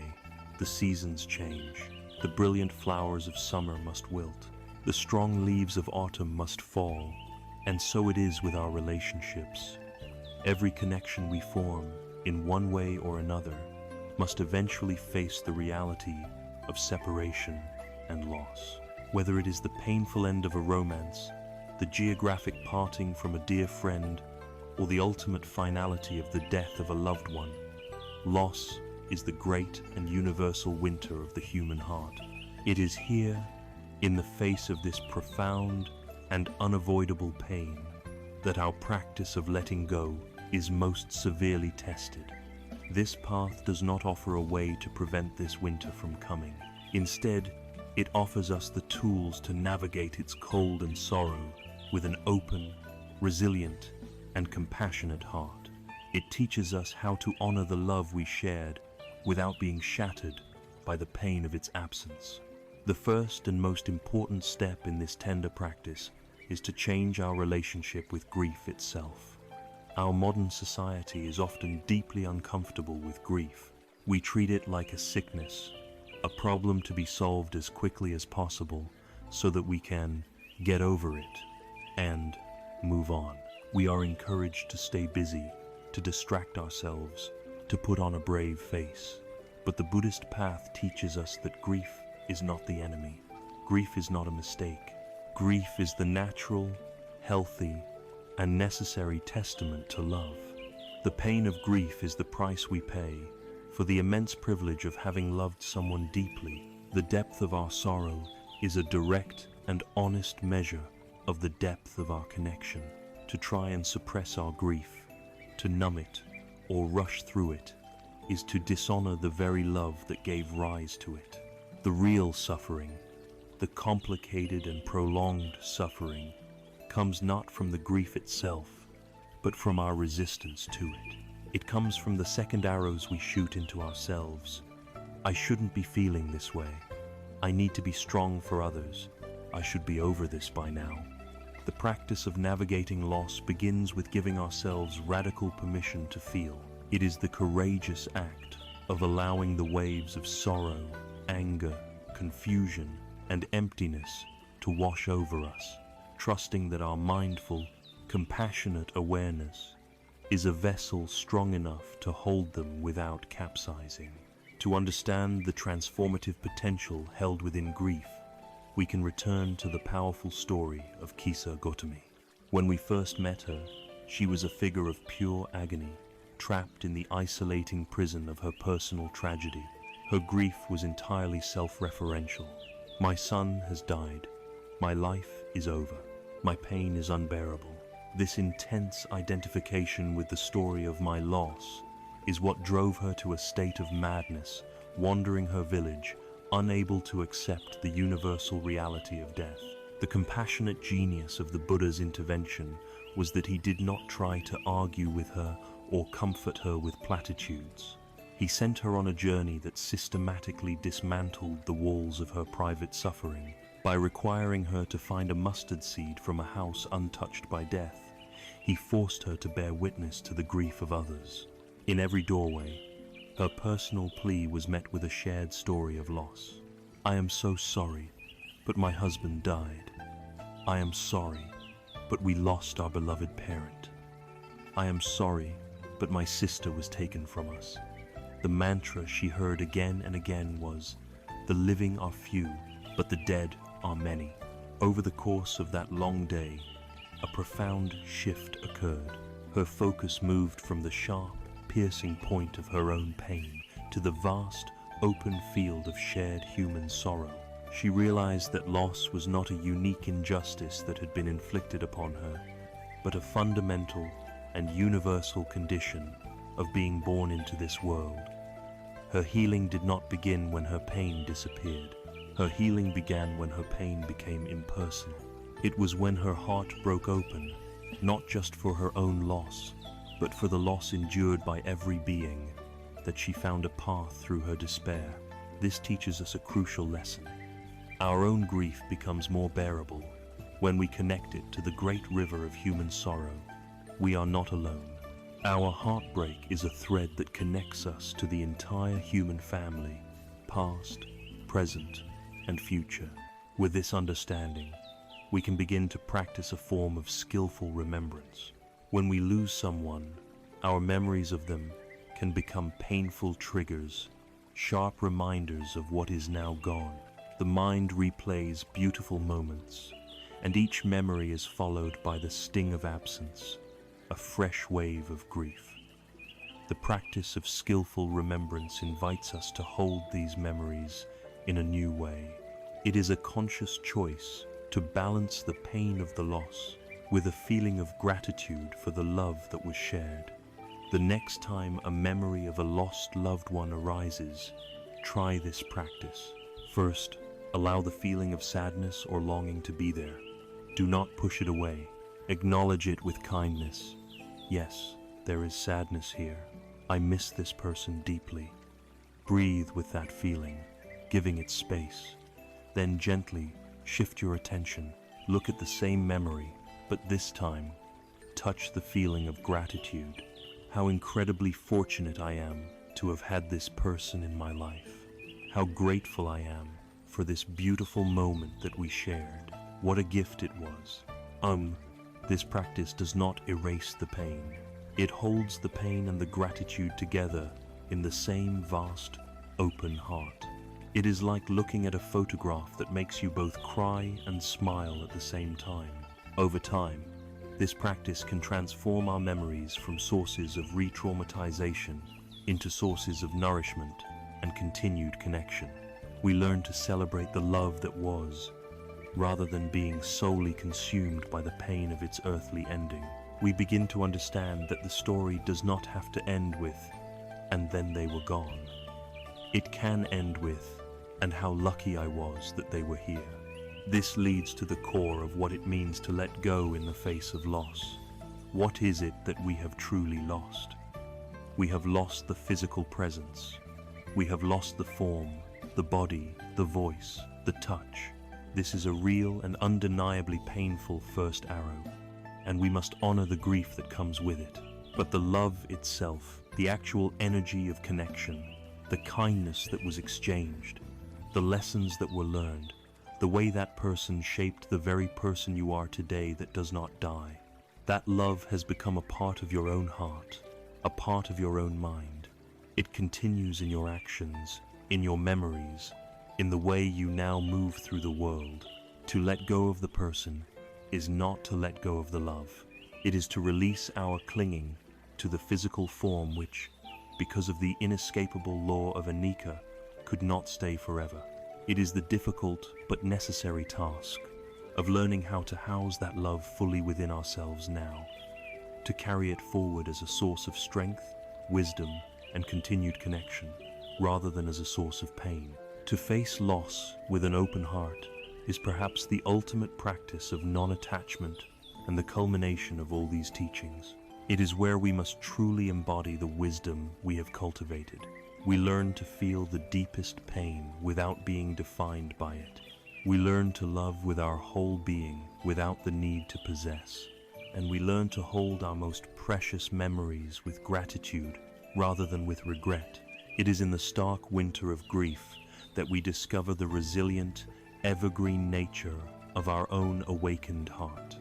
A heart that can hold the deepest sorrow and the most profound love all at once in its vast and compassionate embrace. Having confronted the great, life-altering challenges of loss and separation, we now bring our practice full circle. We will explore how to weave this profound wisdom not just into the major events of our lives, but into the very fabric of our ordinary, everyday moments, discovering that peace is not a destination, but a way of walking. We have journeyed through the vast and often challenging landscapes of the human heart and mind. We have confronted the great sorrows of loss, the anxieties of the future, the entanglements of our relationships, and the subtle attachments to our possessions and opinions. After exploring such profound and difficult terrain, it is natural to think of peace as a final destination, a distant, sunlit shore we might one day reach after a long and arduous struggle. We might believe that if we just practice enough, let go of enough, and overcome enough of our inner demons, then, finally, we will arrive at a state of unshakable tranquility. This very way of thinking, however, is one of the last and most subtle traps of the mind. It turns the spiritual path into just another stressful project, another goal to be achieved, another future state to which we are attached. The ultimate shift in perspective, the one that integrates all we have learned, is the realization of a simple but revolutionary truth. There is no path to peace. Peace is the path. This teaching turns our conventional way of thinking completely on its head. We are a culture obsessed with destinations. We endure the stressful work week for the destination of the weekend. We endure years of difficult schooling for the destination of a degree. We endure a grueling workout for the destination of physical fitness. We are conditioned to believe that the value is always in the result, and the process is merely an obstacle to be overcome. Applying this mindset to our inner life guarantees frustration. It creates a constant, low-grade anxiety. Am I doing this right? Am I making progress? Am I peaceful yet? We are so focused on the destination that we are not present for the journey itself. To say that peace is the path means that the goal is not to be found at the end of the road. The goal is to be found in the quality of attention and kindness we bring to each individual step we take along the way. Peace is not an achievement, it is a way of being. It is available to us not in some distant, perfected future, but right here and now, in the way we inhabit this very moment. The great Zen master Thich Nhat Hanh illustrated this principle with a now famous teaching about a simple, everyday chore, washing the dishes. He observed that when we wash the dishes, our mind is usually not there with the dishes. We are rushing through the task, scrubbing impatiently, because our mind is already on the reward that comes next, perhaps a cup of tea and a dessert waiting for us in the other room. We think of the dishes as a tiresome obstacle to be cleared away before we can get to the real, enjoyable part of our evening. Because of this, we are not truly alive during the time we are at the sink. We are wishing that part of our life away. But then, when we finally sit down with our tea, our goal-oriented mind doesn't simply switch off. It is already planning what we need to do after the tea, or worrying about the next day's work. And so, we are not present for the tea either. We have rushed through one part of our life to get to another, only to rush through that one as well. We live in a state of perpetual not yet, and our life slips through our fingers, unlived and untasted. The alternative, he taught, is to wash the dishes for the sake of washing the dishes. It is to be fully present with the reality of the task. This means when you are washing the dishes, you are completely aware of the fact that you are washing the dishes. You can feel the warmth of the water on your hands. You can appreciate the soap, the light reflecting off the bubbles. You can feel the texture of the plate and hear the sound it makes as you place it in the drying rack. You are not trying to get it over with. You are simply there, breathing, and being present with your life as it unfolds. In that moment, washing the dishes is not a chore. It is a profound meditation. It is an act of being alive. If you are incapable of being peaceful while washing the dishes, he taught, you will be incapable of being peaceful while drinking your tea. Peace is a portable quality of awareness that we bring to an activity. It is not a quality that an activity gives to us. This principle can be extended to every corner of our modern lives. We must simply learn to identify our own dishes, the mundane moments that we typically rush through, resist, or endure while our minds are elsewhere. Think of your daily commute. For many, this is a time of intense stress, anger, and frustration with traffic. We see it as a terrible obstacle between home and work, but what if the car could become a meditation hall on wheels? What if we use that time to simply be present, to feel our hands on the steering wheel, to notice the light and colors of the world outside, to listen to the sound of the engine without judgment, and to simply breathe? The commute doesn't change, but our experience of it is transformed from a source of stress into an opportunity for practice. Think of your workday. So many of us rush through emails, our minds tense, already composing the next reply before we've fully understood the last one. What if we took one single, conscious breath before opening each email? What if we brought our full attention to each task, one at a time, performing it with care and integrity? The amount of work might be the same, but the inner experience would be one of calm focus rather than frantic, fragmented anxiety. Think of your family life. When you are playing with your child, is your mind on a problem at work? When your partner is speaking to you, are you truly listening, or are you just waiting for them to finish so you can check your phone? These moments of presence are the building blocks of deep connection. By treating each small moment as our whole life in that moment, we begin to truly inhabit our existence. How do we remember to do this in the midst of a busy and demanding life? We can learn to use the events of our life as a mindfulness bell, a concept also taught by Thich Nhat Hanh. A mindfulness bell is any sound or event that we consciously choose to use as a reminder to come back to the present moment. The ringing of the telephone, instead of being a source of pressure, can be a bell. We can take one conscious breath before answering. A red traffic light, instead of being a source of frustration, can be a bell. We can use those 30 seconds to feel our body in the car seat and relax our shoulders. We can even use our own difficult emotions as a bell. When you feel a surge of anger, stress, or worry, that very feeling is the bell of mindfulness, calling you home. It is a compassionate message from your nervous system saying, you have become lost in thought. It is time to come back to the breath, back to the body, back to the present. In this way, even our most difficult moments become our teachers, our allies in the practice of waking up. This approach to life is not another heavy burden of discipline to be added to our already long list of things we should do. It is, in fact, the ultimate act of continuous and compassionate self-care. It is the choice, made again and again in 1,000 small moments, to treat ourselves with kindness, to inhabit our own lives with a gentle and patient awareness, rather than with the harsh tension of constant distraction and resistance. Peace is not a grand prize we win at the end of the race. It is the simple, profound, and radical decision to stop running.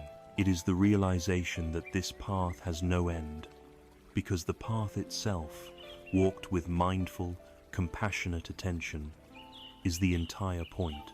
When we begin to live in this way, when peace becomes our way of walking rather than our final destination, a remarkable transformation occurs. A new kind of happiness begins to bloom in the garden of the mind. It is not the fleeting, manic excitement that comes from getting what we want. It is a much deeper, more resonant, and more stable kind of joy. A joy that arises from within and is not dependent on external condition. We will now explore the nature of this inner happiness, this quiet and radiant joy. We have learned to walk the path of peace, to find the sacred in the mundane, and to make our very life our practice. When we stop striving, stop resisting, and stop living in a future destination, a curious and beautiful thing begins to happen. When we cease our frantic, lifelong pursuit of happiness, a different kind of happiness begins to quietly and gracefully emerge, all on its own.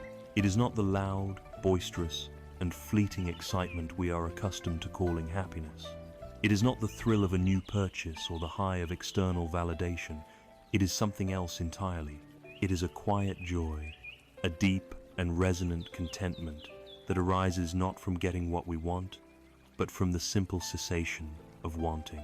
It is the natural state of a mind that is no longer at war with itself or with the world.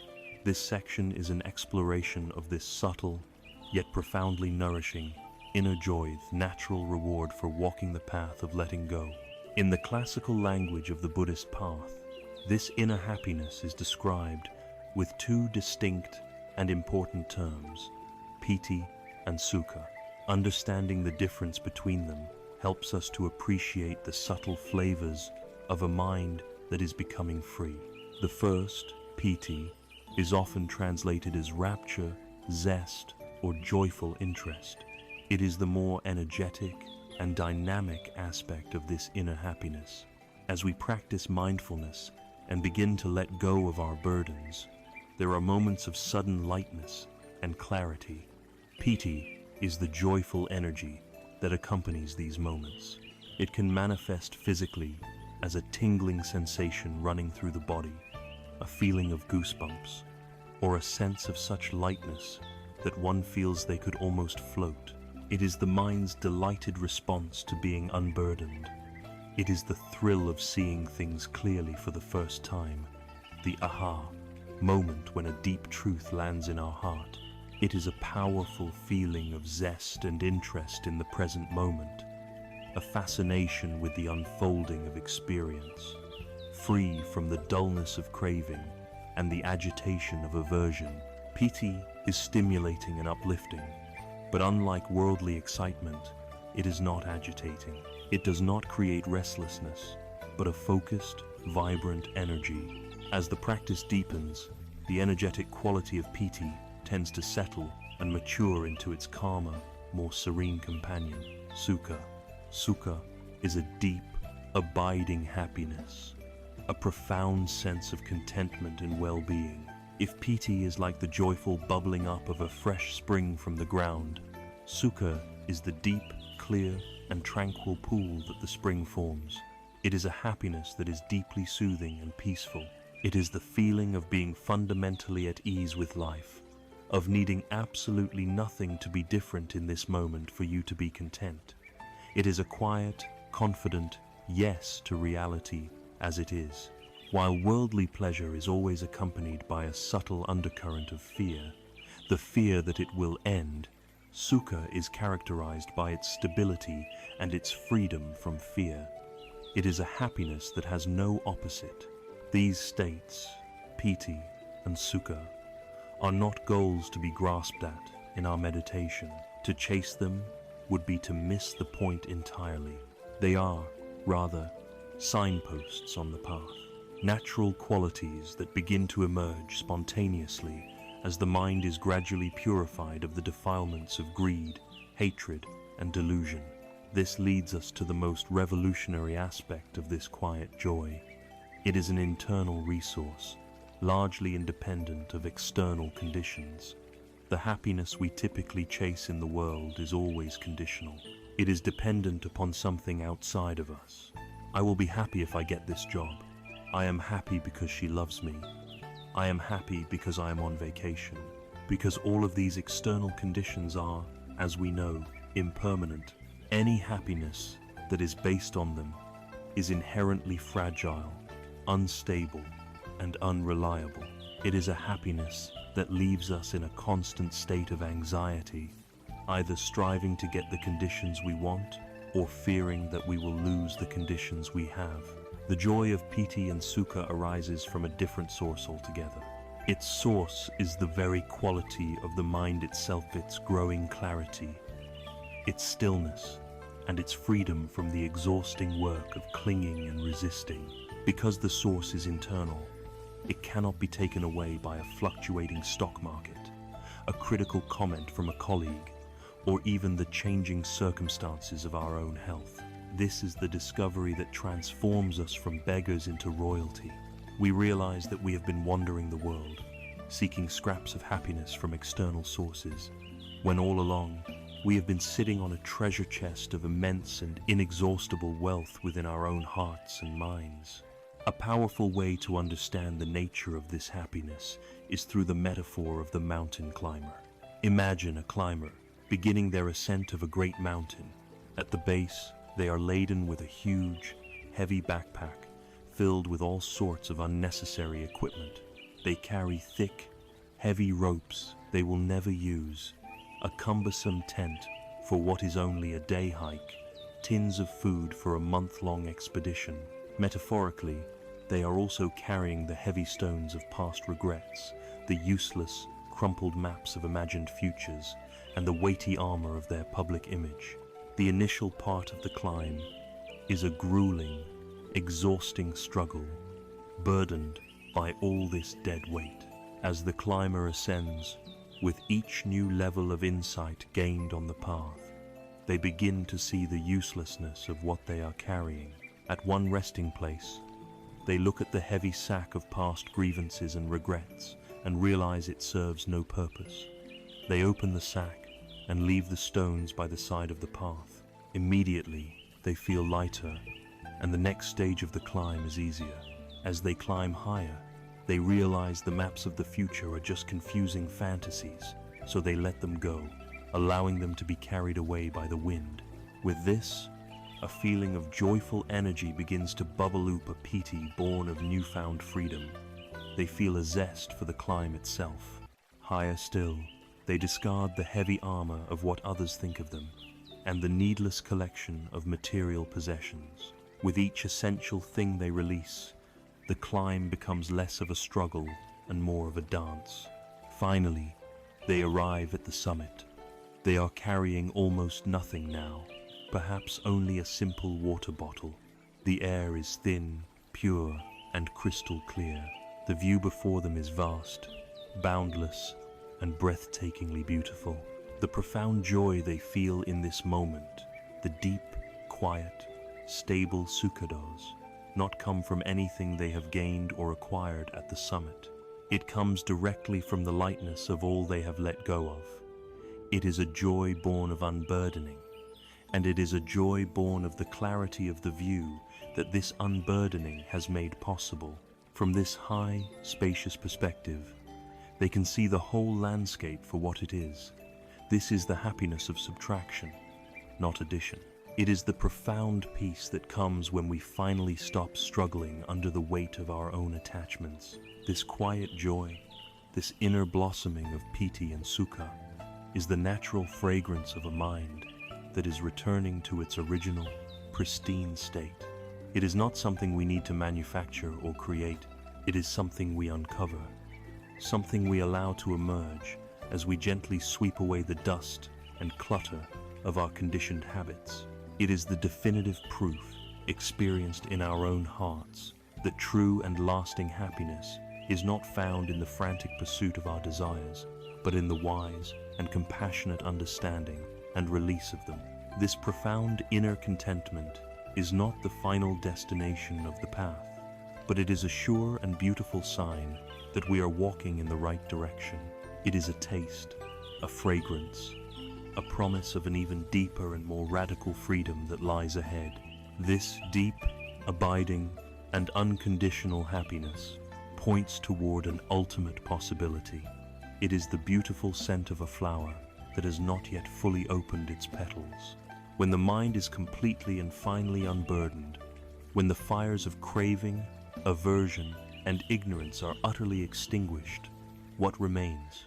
This question leads us to the very summit of the mountain, to the Buddhist path's description of ultimate freedom itself, the realization of Nibbana. We have followed the path of letting go to a place of quiet joy. We have discovered that as we release the heavy burdens of the past, the future, and our attachments, a natural lightness and contentment, known as piti and sukha, begin to arise. This inner well-being is like a beautiful fragrance, a sure sign that the garden of the mind is becoming healthy. But this fragrance is not the flower itself. This quiet joy is a signpost pointing toward an even more profound possibility, toward a state of ultimate and unconditional freedom. This state is the summit of the Buddhist path, a concept known as Nibbana in the Pali language, or Nirvana in Sanskrit. This word is perhaps one of the most famous and most misunderstood in all of spirituality. We often imagine it as a kind of heavenly paradise, a blissful place we go to after we die. Or we might think of it as a state of complete annihilation, a snuffing out of our existence into nothingness. The true meaning is far more practical, profound, and relevant to our lives right here and now. Nibbana literally means to extinguish or to blow out, like extinguishing a candle flame. The crucial question, then, is what exactly is being blown out? The answer lies at the very heart of this entire journey. What is extinguished are the fires of suffering and their causes. The Buddha described the unawakened human mind as being constantly ablaze with three fundamental fires. These fires are the source of all our turmoil, all our anxiety, and all our dissatisfaction. The first is the fire of greed, or lobha. This is the burning fire of craving, wanting, desire, and addiction. It is the restless, insatiable hunger for more pleasure, more possessions, more status, more positive experiences. It is the engine of the hedonic treadmill. We feed this fire with our attachments, believing it will give us warmth and satisfaction, but it is a fire that is never quenched. The more we feed it, the hotter and more demanding it becomes, consuming our life energy and leaving behind only the cold ash of disappointment. The second is the fire of hatred, or dosa. This is the searing fire of aversion, anger, resentment, frustration, and ill will. It is the burning impulse to push away, to punish, or to destroy whatever is unpleasant or threatening to our ego. We believe this fire protects us, but it is a corrosive flame that burns the one who holds it far more than any external target. It is the hot coal we clutch in our hand. It poisons our relationships, clouds our judgment, and fills our own body and mind with the toxic smoke of bitterness. The third, and most fundamental, is the fire of delusion, or moha. This is the smoldering, smoky fire of ignorance. It is not a lack of intellectual knowledge, but a deep, pervasive misunderstanding of the true nature of reality. It is the deluded belief in a solid, permanent, independent self. It is the deluded belief in the permanence and reliability of the fleeting world around us. This fire of delusion is the damp, rotten wood that provides the fuel for the other two fires to burn. Because we are confused about who we are and how the world works, we constantly seek to gratify a non-existent self-greed and to defend it from a misperceived world, hatred. To live as an ordinary, unawakened person is to be constantly burned by these three fires, sometimes one at a time, sometimes all at once. They are the engine of all our suffering. Nibbana is the complete and final extinguishing of these three fires. It is not the extinguishing of the self, but the extinguishing of the causes of suffering that afflict the self. So, if these fires of greed, hatred, and delusion are blown out, what remains? This is where the fear of nothingness comes in, but it is a fear based on a misunderstanding. What is extinguished is only the fever, the agitation, the suffering. What remains is the mind's natural, pristine, and luminous state. Imagine a pond whose water has been churned up for years, making it muddy, murky, and opaque. The three fires are the constant churning. Nibbana is what happens when the churning finally stops. The mud of greed, the silt of hatred, and the cloudiness of delusion slowly settle to the bottom. What is left is the water itself, in its natural state, perfectly clear, still, and able to reflect the sky with perfect fidelity. The water was not destroyed, it was simply revealed. Or think of a person who has been suffering from a high fever their entire life. They believe that the heat, the aches, and the delirium are just the normal state of being. When they are finally given the cure and the fever breaks, are they annihilated? Number, they are simply freed from the illness that has plagued them. For the first time, they can experience the simple, quiet joy of good health. The end of the fever is not the end of the person. The extinguishing of the three fires is not the end of awareness. It is the beginning of a clear, unconditioned awareness. The qualities of this liberated mind are the very ones we have been cultivating. Unshakable peace, profound clarity, boundless compassion, and a vast, spacious equanimity. Perhaps the most helpful way to think about Nibbana is not as a faraway goal, but as a possibility for freedom in this very life. We can use the metaphor of the unlocked door. Imagine a person who has lived their entire life inside a single, windowless room. They were taught from a young age that the outside world is filled with terrible, dangerous storms, dangerous creatures, and unknown horrors. Gripped by fear, they have spent all their energy sealing the room. They have nailed heavy boards over the windows, stuffed rags into every crack, and barricaded the door. The room is perfectly controlled, predictable, and safe. It is also completely dark, stagnant, stuffy, and suffocating. This room is the prison of the ego, a fortress built from our fear of the first arrow, our fear of life itself. Our spiritual practice is the slow, courageous process of undoing this work. Guided by wisdom, we decide to pry one small board off a window. A single shaft of light pierces the darkness. It is frightening at first, but also thrilling. This is a moment of insight, a taste of piti. We gain more courage and pull the rags from beneath the door. A current of fresh air, the air of reality, begins to circulate. This is the growing contentment of sukha.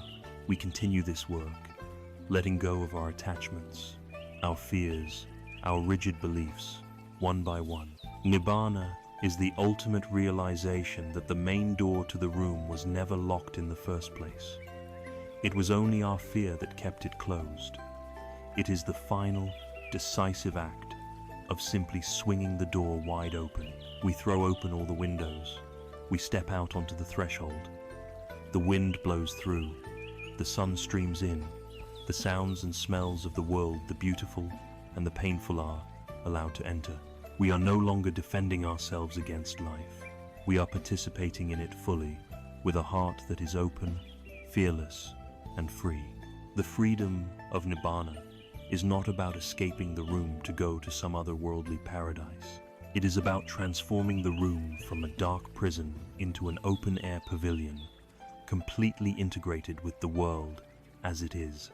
It is the freedom to meet pleasure without clinging, pain without resistance, and life in all its messy, unpredictable glory with a calm, wise, and loving heart.